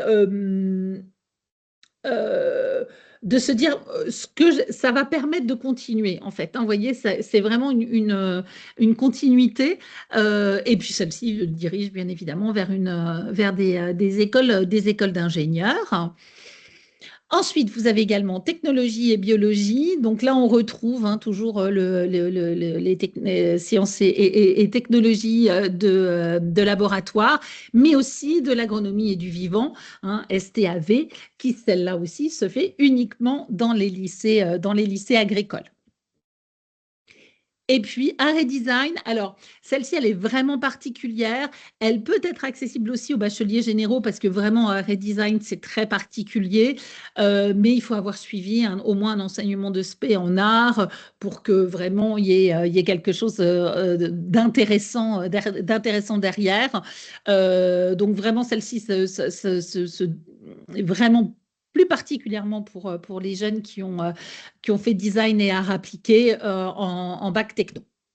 Donc vous voyez, c'est assez large, hein, les classes prépa, mais ça permet aux jeunes de pouvoir trouver. On a longtemps pensé que les classes prépa étaient réservées à deux, en fait, hein, économique et puis maths. Vous voyez que c'est beaucoup plus large que ça et c'est ce qui est intéressant. Alors, est-ce qu'il y a des questions avant que j'attaque les études de santé? Alors oui, ça s'est un petit peu affolé là sur. Alors je te dis pas pour la santé, ça va être sympa. Non, en fait, il y a pas mal de questions parce qu'on n'a pas parlé tellement des prépas pour le droit, donc on a informé qu'il y avait les prépas D1. Mais du coup, voilà, est-ce que tu peux parler un tout petit peu de la différence entre une prépa D1 et la fac dans les formations? Il y en a une, c'est une prépa et l'autre, c'est la fac, mais est-ce que tu peux rentrer un peu plus dans le détail? Non. C'est un peu ça. Pour faire du droit, la fac est une bonne formation, mais c'est une formation, c'est une formation de fac avec ce qu'elle a de bien ou de moins adapté. La filière classique, elle passe par la fac, hein. Alors après, droit, ça dépend de ce qu'on veut faire. Si on pense au barreau ou à l'école de magistrature, ce sera forcément de toute façon après le master. Là, pareil, la sélection est drastique, mais drastique. Donc, très souvent, ce que font les jeunes, c'est plutôt, ils passent le master, ils font une prépa post-master pour préparer le barreau. C'est souvent pour eux le meilleur moyen d'avoir suffisamment acquis de connaissances pendant leurs 5 années pour pouvoir avancer et pouvoir fonctionner correctement s'ils ont envie. Mais vraiment, le barreau, c'est C'est extrêmement, extrêmement, extrêmement sélectif également. Voilà. Après, j'aurais tendance à dire que la fac jusqu'à la fin de la licence, voilà, bon, ça reste du droit général, qui peut vous ouvrir d'autres portes, hein, qui peuvent être que les concours dans la fonction publique, commissaire de police, machin, etc., etc., et qui permettent éventuellement après, c'est surtout au niveau du master, hein, parce que là, il y a par contre des spécificités qui vont faire que il y a une grosse sélection déjà aussi à ce niveau-là. Donc, c'est peut-être à ce moment-là où il faudra envisager de bifurquer. Moi, j'ai tendance à dire que voilà, il est certainement préférable de considérer une année de révision complète aidée par une prépa pour envisager le barreau, mais en post-master en fait. Et quand je dis post-master, c'est vraiment post-master, à moins d'avoir une énorme capacité de travail sur sa dernière année de master et de pouvoir doubler, mais ça peut être compliqué.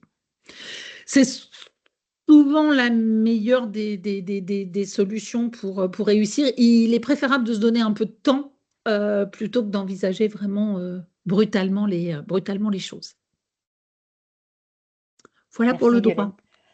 On va enchaîner sur la médecine parce que je pense qu'il y a pas mal de parents qui attendent ça et que voilà, après il y en a qui, s'ils veulent pouvoir se déconnecter, qu'ils aient toutes les infos, puis on prendra d'autres questions, on reviendra après sur les autres questions Sans problème, juste après. sans problème. Oui, de toute façon, voilà, on prend quelques questions au fur et à mesure pour éviter la frustration de ne pas avoir de réponse, mais on continuera bien évidemment. J'essaierai de répondre à un maximum de questions. Alors, on attaque le mammouth des études de santé. Alors, les études de santé, donc qui maintenant s'appelle le parcours accès spécifique santé. Donc, on a supprimé, hein, je rappelle, la PACES parce qu'il y avait trop en fait de candidats identiques. C'était pas, voilà, ça n'arrivait pas à répondre. Bon, voilà, c'est une des solutions qui a été trouvée. Alors, quand on parle de pression, là, il y en a hein, sur ce qu'on appelle la première année, hein, donc ce parcours accès spécifique santé.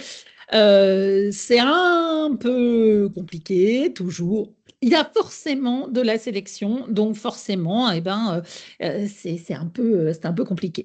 Alors, ce qui se passe, c'est que là, je vous montrerai après sur le diagramme que j'ai fait, mais vous avez trois grandes entrées et qui permettent voilà, de varier un petit peu les profils. Moi, je donne vraiment un conseil aux parents sur ceux qui ont des jeunes qui envisagent cette année de médecine. Pensez à les accompagner humainement, hein, humainement. C'est une année très difficile où alors après ça va dépendre dans quel cadre il le fait, mais il y a beaucoup de compétitions, il y a parfois c'est pas toujours très sympa, donc ne rajoutons pas nous parents trop de pression. Vraiment, il faut on adopte une attitude d'accompagnant. Il faut qu'on soit prévenant mais pas pressant. Voilà, moi je dis toujours, médecine, c'est un marathon. C'est pas un sprint. C'est pas parce qu'il aura réussi sa première année, il en a, selon la quantité qu'il veut faire, mais il en a 10 derrière, 10 devant lui à faire encore. Il y a le concours de sixième année qui va se mettre en place, qui est aussi stressant, voire plus que cette première année. Donc, vous voyez, vraiment, c'est un marathon. Donc, accompagnons nos jeunes, sachons leur laisser du temps, comme pour la prépa, vous voyez, vraiment leur laisser du temps aussi pour respirer un petit peu, pour s'aérer, pour se nourrir. Ils sont peu accompagnés, ils vont presque plus en cours parce qu'en fait, il faut qu'ils engrangent. Il faut qu'ils engrangent de l'info. Donc vraiment, c'est vraiment mon point de vigilance sur le parcours, le parcours santé.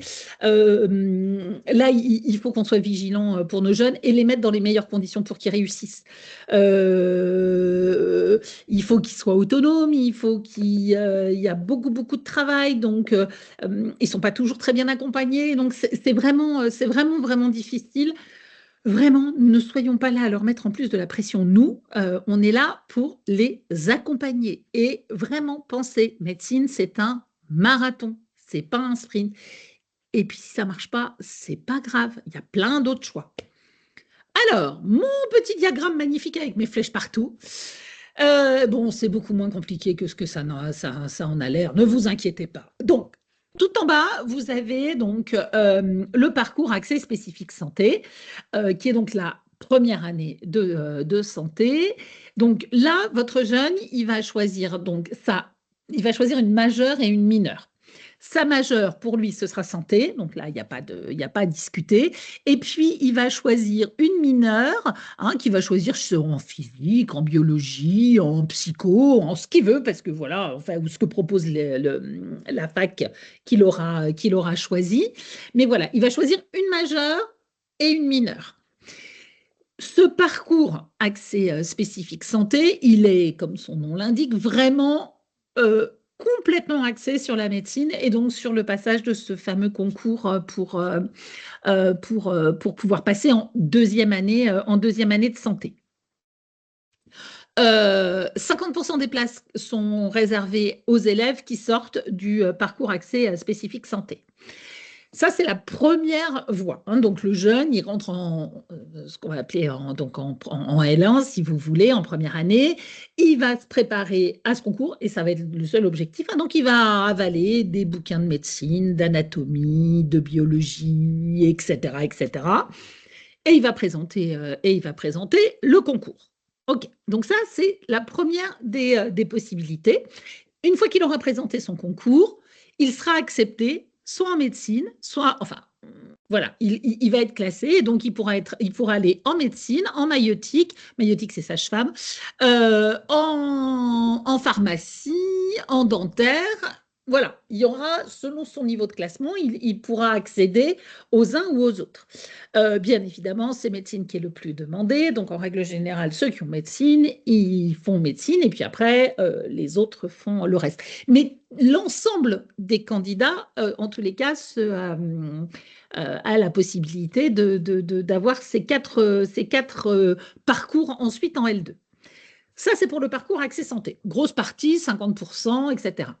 Ensuite, vous avez ce qu'on appelle les LAS, donc les licences accès santé, en vert dans mon schéma. Donc là, en fait, vous voyez, tout à l'heure, on avait la majeure santé et puis la mineure, je dis psycho, par exemple. Donc ça, c'était le parcours santé qui est en bleu. Et là, en LAS, donc dans la partie verte, on fait l'inverse. On fait une majeure qui va être psycho, par exemple, et ma mineure qui va être santé. Donc, vous voyez, c'est un peu différent. Donc, la charge de travail reste la même, puisqu'ils passent le concours de la même façon. Mais forcément, il y aura une partie, alors je dis psycho ou biologie ou physique, peu importe, mais vous voyez, il y aura une partie plus importante là et la mineure qui sera sur le parcours santé, mais la quantité de travail sera à donner au même. Et là, c'est en moyenne, c'est 25% des places qui sont réservées. Comprenez bien, c'est réservé.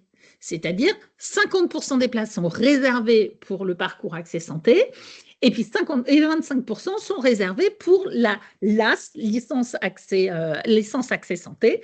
Donc, voilà, il y a cette possibilité de le faire. Et la troisième possibilité, qui est la partie en orangé, qui est là sur tout ce qui est les études d'auxiliaires médicaux, donc qui vont être par exemple les soins infirmiers. Les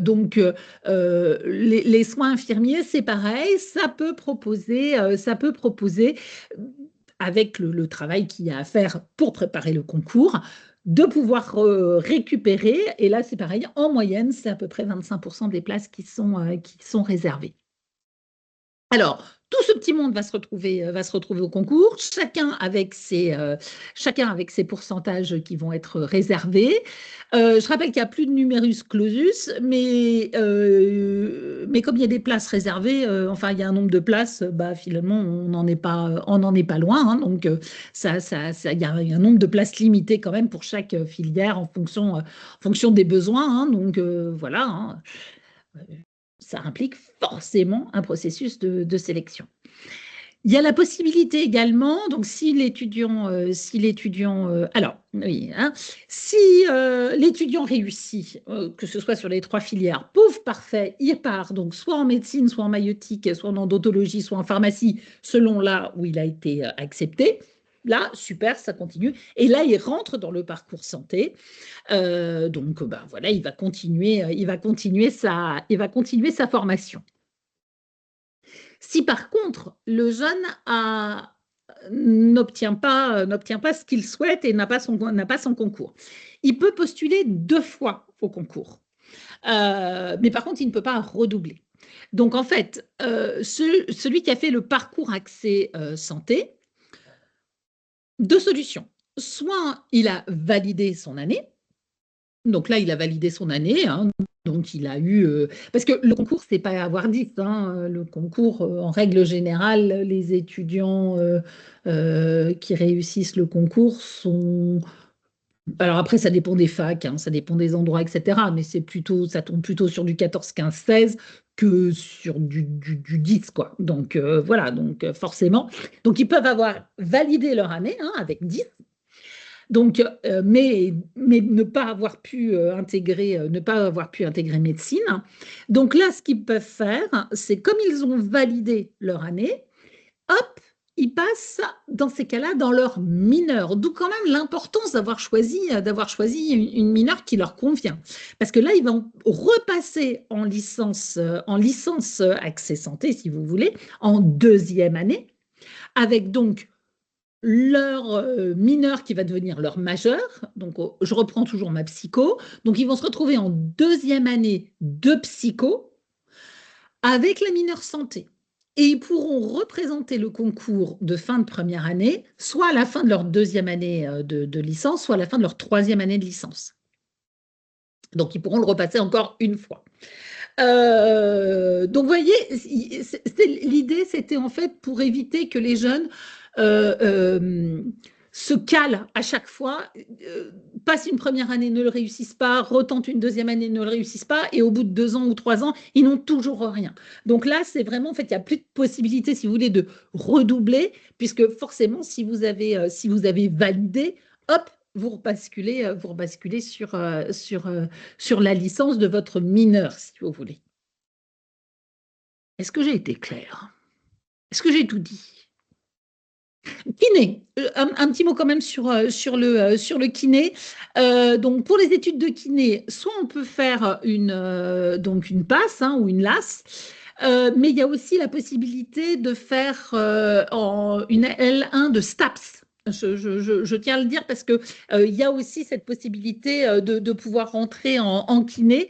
Attention, c'est très sélectif aussi. Hein, donc et là, les critères, ils dépendent des établissements. Donc, il faut vraiment se renseigner là-dessus. Je rappelle aussi qu'à l'IFSI, il n'y a plus de concours. Hein, mais c'est une sélection maintenant sur dossier, ce qui avait fait un peu exploser Parcoursup il y a quelques années, où ça avait été très compliqué parce que là, du coup, vous pouviez présenter l'IFSI à peu près partout. IFSI, c'est la formation des soins infirmiers, pardon. Voilà. Alors, s'il y a d'autres questions, je veux bien parce que j'imagine que j'ai peut-être pas été très très claire. C'est toujours très compliqué hein, la santé, mais voilà.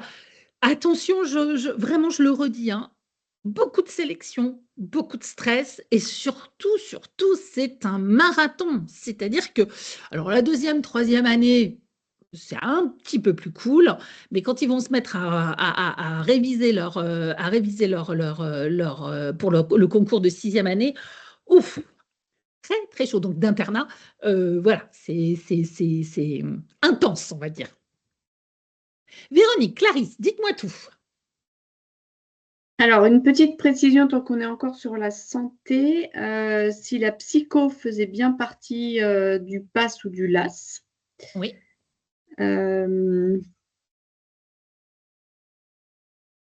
savoir aussi s'il vaut mieux faire un LAS ou un PASS, puisqu'ils passent tous le même concours. Donc, qu'est-ce qui… Alors, je me permettrai pas de donner de conseils, mais parce que quand on en donne un, en règle générale, il y a toujours un contre-exemple. Euh, pour information, en règle générale, les meilleurs élèves, ils font une passe. C'est-à-dire que les très très très bons, ils font une passe parce qu'ils sont pris, tout de suite ils sont pris. Donc en fait, c'est un calcul à faire de se dire, est-ce que je me mets avec les très très très bons et je passe le concours avec les très bons et j'ai 50% des places, ou je vais en LAS, ou du coup c'est pas toujours les meilleurs parce que souvent les meilleurs, les meilleurs vraiment, hein, les bons, les très bons, ceux qui ont des super résultats au bac, ils font passe. Voilà, ils font passe. Et le LAS, eh ben, souvent, c'est pas forcément les meilleurs. Et du coup, ça demande plus de travail perso, parce que encore plus de travail perso, parce qu'il faut quand même que vous réussissiez votre année. Alors, j'ai pris psycho, mais ça peut être n'importe quoi. Ça dépend des facs, hein. Il y a des facs parce que la LAS, c'est pas, je fais pas euh, psycho et puis finalement je prends la mineure santé. Non, il faut faire une LAS. Hein, donc, une licence accès santé. Et là, dans la licence accès santé, vous aurez la licence accès santé majeur psycho, majeur bio, majeur, je ne sais pas quoi, enfin bref, majeur maths, etc. Ça va dépendre de chaque faculté. Donc, voilà, il faut choisir. Hein. J'ai pris psycho parce qu'il y a des LAS psycho, mais ça peut être une autre. Et donc là, vous avez 20, c'est un calcul, hein, c'est 25% des places qui sont réservées. J'ai entendu quelques commentaires d'élèves de médecine dire ouais, c'est dégoûtant, les LAS, ils ont été pris alors qu'ils ont eu des moins bons résultats que les passes. Voilà. Moi, je dis ça, je dis rien. Mais ça se calcule. C'est vraiment, ça dépend comment votre jeune est positionné. Si c'est un excellent élève qu'il a 18 de moyenne, bon, bah, voilà, la passe, il aura son concours médecine, pas de souci. Si il est un tout petit peu moins bon, ça se réfléchit. Vraiment, ça se réfléchit. Euh, on a senti un désamour de la LAS en disant je suis au-dessus de ça et finalement je trouve que c'est peut-être pas un mauvais moyen de pouvoir réussir, mais il faut bien dans ces cas-là choisir sa majeure vraiment pour qu'il y ait un intérêt et qu'on y voit quelque chose de vraiment utile pour sa formation après. Merci Violaine. Alors moi, je vais revenir un peu sur ce qu'on a pu dire avant, Ouais. parce qu'on avait certains parents trouvaient qu'on était passé un petit peu vite sur la partie STMG. Ah, sur les prépas? Sur les prépas? Oui, en fait, c'était savoir quelle prépa on peut suivre après un bac, après un bac STMG. Voilà, donc c'était revenir un tout C'est petit peu celle-là. sur les formations pour, voilà. Je pense que vous la voyez à l'écran.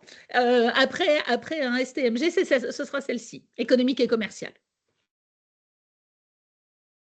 Mais économique et commerciale, techno. Donc, c'est-à-dire que vraiment, celle-là, alors, elles ne sont pas faites partout, hein, donc ça, il faut les trouver après, hein, ces prépas, bien évidemment. Mais ce sera celle-ci qui conviendra le mieux aux jeunes qui sont en STMG. Vraiment, c'est l'économique et commerciale, hein, où voilà, il va retrouver de l'économie, de la gestion du droit, des mathématiques, tout ce qu'il a déjà fait en fait pendant son baccalauréat. La marche est importante, hein, mais comme pour toute classe prépa, hein, quand on sort d'un bac, ben voilà, quand on va en classe prépa, forcément, il faut travailler puisqu'il faut ingurgiter ces informations. Mais à mon avis, ce sera celle-ci qui lui conviendra le mieux pour lui. Et Hein, du donc, coup, c'est on a, le CT. voilà, c'est ça, c'est le CT. On Ouais, passe des concours à la fin de la prépa, comme en exactement, prépa générale, exactement. et on a un panel de choix d'école. Exactement. Ouais, ouais. Après, si vous voulez, c'est simplement que ça permet en fait de vraiment bien accompagner le jeune sur ces choses-là, mais qui vont retrouver, hein, parce que c'est vraiment, c'est ce qu'on retrouve, si vous voulez, quand on fait une école de commerce, on va retrouver de l'économie, de la gestion du droit, des langues vivantes, des choses comme ça. Donc vraiment, c'est les mêmes matières, si vous voulez, qu'on va retrouver, mais il va y avoir toute cette partie culture générale qui va être importante également et qui va permettre en fait aux jeunes de poursuivre sur des écoles de commerce, sur des IEP, enfin voilà, de pouvoir continuer derrière de continuer ses études. Donc il y a tout à fait, c'est tout à fait possible. Et ce sera celle-ci, la plus Ok, super. logique. Alors moi, j'ai une autre petite question Mhm. avant de repasser la parole à Clarisse. C'était, est-ce que tu peux nous refaire un petit mot sur la différence entre les écoles post-bac et les écoles avec enfin, les écoles avec prépa intégrée plutôt, et les écoles, enfin, tu fais une prépa puis une école, et les écoles prépa intégrée ou post-bac en 5 ans, mais Ouais. qui sont Alors, reconnues. Voilà. j'imagine que c'est des avantages inconvénients parce que je suis incapable comme ça de les citer de tête Oui, toutes oui, parce c'est que plutôt je vous dis, avantages, il y en a pléthore. inconvénients, et est-ce qu'elles Euh, sont reconnues? Enfin, voilà. oui, c'est l'avantage. C'est vraiment sur Parcoursup, vous allez trouver beaucoup d'informations sur ces deux types d'établissements. La différence qu'il y a, c'est souvent quand vous faites une classe prépa, euh, euh, elle est beaucoup plus généraliste. Et donc, en fait, si vous allez, les jeunes vont couvrir des domaines beaucoup plus larges, beaucoup plus étendus. Ils vont pouvoir surtout ne pas se limiter à un seul établissement, mais vraiment s'ouvrir le panel de la totalité des écoles de commerce. On ne sait jamais comment on va finir en fait la prépa. Il y a des jeunes qui finalement jusqu'au bac ont été moyen bien ou bien moyen, et puis qui finalement en prépa trouvent ça absolument super intéressant et donc vont vraiment se mettre au travail, adopter cette rigueur parce qu'ils vont trouver des enseignants qui seront extrêmement motivants, etc. Donc il y a vraiment tout un travail qui peut être fait. Et l'avantage des classes prépa généralistes, hein, c'est qu'en fait, vous avez un panel beaucoup plus grand, donc vraiment une culture générale beaucoup plus large. Et le choix des établissements dans lesquels vous allez postuler ne se fera qu'en deuxième année. Donc, ça vous laisse encore le temps de pouvoir vous dire, ben voilà, moi je veux aller à tel endroit, tel autre, ou la classe prépa ne se passe pas super bien et je me dis, bon, ben, finalement, je vais réduire mes exigences. Enfin voilà, ça vous laisse le temps de maturer votre projet. Vous êtes encore complètement libre. Ça, c'est le gros avantage de la classe prépa pure avec concours après. Et puis, vous passez plusieurs concours. Donc, quand vous passez plusieurs concours, ben, vous augmentez vos chances de pouvoir être pris quelque part, bien évidemment. Bon, ça vous oblige un peu à faire le Tour de France après pour les oraux, mais bon, c'est le jeu, hein, comme on dit, c'est le jeu. Donc, ça, c'est le gros avantage pour la classe prépa générale. Pour la classe prépa intégrée, ben, en fait, vous intégrez l'établissement dans cette classe prépa qui va vous préparer au concours de cette école et uniquement de cette école. Donc, vous êtes déjà vous êtes déjà, si vous voulez, dans la grille. Alors, tous les établissements ne se comportent pas de la même façon, mais certains vont vous dire, ben, si vous réussissez, ben, parfait, ça continue. Mais si vous ratez,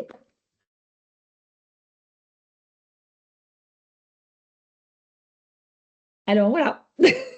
Et ça, voilà, c'est compliqué. C'est-à-dire que, alors, je me fais vraiment l'avocat du diable, hein, je vois toujours le côté le pire du pire du pire, mais parce que c'est aussi, c'est là aussi où il faut qu'on soit attentif, hein, nous en tant que parents. Souvent, ils sont extrêmement bien formés, bien accompagnés, etc. Mais c'est une des questions à poser sur ces établissements, c'est quid au bout des 2 ans? Qu'est-ce qui se passe? Qu'est-ce qui se passe? Est-ce que du coup, si il n'est pas accepté, s'il n'est pas accepté dans le programme des grandes écoles, est-ce que c'est un programme? Est-ce que du coup il peut redoubler? Est-ce que, vous voyez, c'est toutes les questions qu'il faut se poser parce que là, vous êtes dans un entonnoir. Enfin, dans un entonnoir, vous êtes même pas vous êtes dans un cylindre. Donc, vous n'avez pas la choix. L'autre prépa, elle est beaucoup plus ouverte. Donc, ben, vous pouvez vous planter sur même 90% des établissements que vous avez présentés. L'essentiel, c'est que vous en ayez réussi un. Sur l'autre, ben, vous en avez qu'un à présenter. Alors, vous vous concentrez forcément plus sur celui-ci. Hein, donc, les exigences ne sont pas les mêmes. Voilà, chaque établissement, hein, chaque école de commerce, elle va être plus ou moins teintée mathématiques, plus ou moins teintée droit, plus ou moins humanité, etc. Donc, à vous de trouver aussi celle qui vous convient, mais forcément, vous êtes dans le cylindre. Donc, si ça ne marche pas, ben, ça dépend des établissements, quoi. Est-ce que du coup, vos crédits ECTS seront validés ou pas? Est-ce qu'ils ils acceptent un redoublement ou pas? Et là, c'est les politiques de chaque établissement. Est-ce que j'ai été claire? C'est pas très gai, hein, mais enfin, moi, je suis là aussi juste pour vous alerter, quoi. C'est juste fait attention. Voilà. C'est pas un mauvais système. C'est pas un mauvais système à partir du moment où le jeune, il sait un peu à peu près ce qu'il veut et qu'il sait que, voilà, il veut, moi, je sais pas faire. La schéma, il se dit, bon ben voilà, moi c'est ça, je veux faire ça parce que c'est ce qui me plaît, etc. Parce que il y a par exemple des échanges ou parce qu'il y a de l'international ou parce que je sais pas quoi. Très bien, très bien. Mais quels en sont les risques? Juste voir ça, c'est quels en sont les risques. Alors, il y a aussi excuse-moi Clarisse, mais c'est aussi les avantages pour les jeunes qui ne veulent pas faire 2 années de prépa. Ces écoles sont bien, il y en a quand même tout un panel qui est classé. Il y a pléthore. Il y a pléthore. Mais c'est pour ça que je vous en ai parlé au départ, hein, parce que il y a des établissements qui recrutent maintenant post-bac parce qu'ils se disent au moins comme ça, nous on les prend tout de suite en post-bac, on les forme pendant 2 ans, et puis ça, voilà, ça roule pour la suite. Mais c'est là où il faut vraiment savoir qu'est-ce qui se passe, quelles sont les conséquences de telle ou telle chose. C'est juste des questions en fait à poser, quoi. C'est vraiment c'est comme quand, je sais pas moi, vous allez au marché, il faut faire un choix. Et ce choix-là, il faut savoir ce que vous attendez de, allez, je vais dire de votre orange. Si vous voulez une orange acidulée ou pas, si vous la voulez très douce, si vous la voulez très grosse. Enfin, vous voyez, ça dépend vraiment du choix que vous allez faire. Mais c'est des questions qu'il faut se poser, en tous les cas. Oui, Clarisse. Ouais, de revenir un petit peu sur le bachelor, justement, qui est ni un diplôme ni un titre. Donc, quel est l'intérêt du bachelor? Alors, une formation, parce que bien évidemment, il se passe des choses quand même pendant ces formations. Je dis toujours, attention à ces bachelors maison. S'ils s'appuient sur des établissements dont c'est le métier, qui ont fait ça, voilà, qui sont des établissements qui ont l'habitude de former des jeunes, qui sont, voilà. Enfin, vous avez dû voir peut-être certains reportages sur certaines sociétés que je ne nommerai pas, où vous voyez que les jeunes, ils sont en tout à distance, qu'ils ont des 10% des cours et encore pas toujours, qu'ils ont pas de moyens, qu'ils n'ont pas de contact. Enfin, vraiment, il y a. Vous savez, on est sur un modèle économique. Donc, à partir du moment où l'enseignement supérieur devient un marché, eh bien, il y a des gens qui viennent sur ce marché et qui essayent d'en tirer bénéfice. Et ça, ceux-là, il faut les éviter. Là, c'est certain, ceux-là, il faut les éviter. Après, si c'est appuyé sur des établissements qui sont déjà reconnus, comme je vous montrais tout à l'heure, sur des écoles qui ont des programmes grandes écoles, qui ont voilà, dont c'est vraiment le métier, qui ont un historique là-dessus et qui forment qui ont des formations où vous voyez le taux d'intégration derrière. Hein, donc c'est ça qui va être utile pour vous de savoir si ça vaut le coup, si ça vaut pas le coup. C'est est-ce que ces jeunes, quand ils sortent, ils trouvent du travail? Ils le trouvent en quel délai? Parce que ça, c'est une des questions. Hein, c'est la question du délai et la question du salaire de sortie. C'est-à-dire que, voilà, souvent, les jeunes, je sais pas, moi, je vous dis n'importe quoi. Si vous avez 90% des jeunes qui, en moins de 6 mois à la sortie de leur bachelor, trouvent un emploi qui est rémunéré à la hauteur d'un bac plus 3, super, c'est que c'est bon, quoi. Mais tous ne le font pas, et tous ne l'ont pas. Et c'est pour ça, moi, vraiment, je suis là vraiment pour juste vous alerter. Attention, attention, parce que ça peut ne rien donner. Donc, c'est souvent des formations qui peuvent être chères et qui ne vont rien donner à la fin. Vous voyez, qui vont rien donner, qui vont donner ni de titre académique, ni d'intégration sur le marché de l'emploi. C'est toujours pareil, ça dépend ce que vous voulez faire. Si votre jeune veut continuer ses études après un bachelor, hors de question de faire un bachelor maison. Parce que vous n'aurez pas de crédit ECTS, vous ne pourrez donc pas avoir la liberté de pouvoir continuer sur un master comme vous l'entendez. Allez sur un salon, hein, vous allez voir pléthore d'établissements et c'est toujours difficile hein, de savoir vers quoi on se dirige et qu'est-ce qui est intéressant. En tout cas, merci beaucoup, Violaine.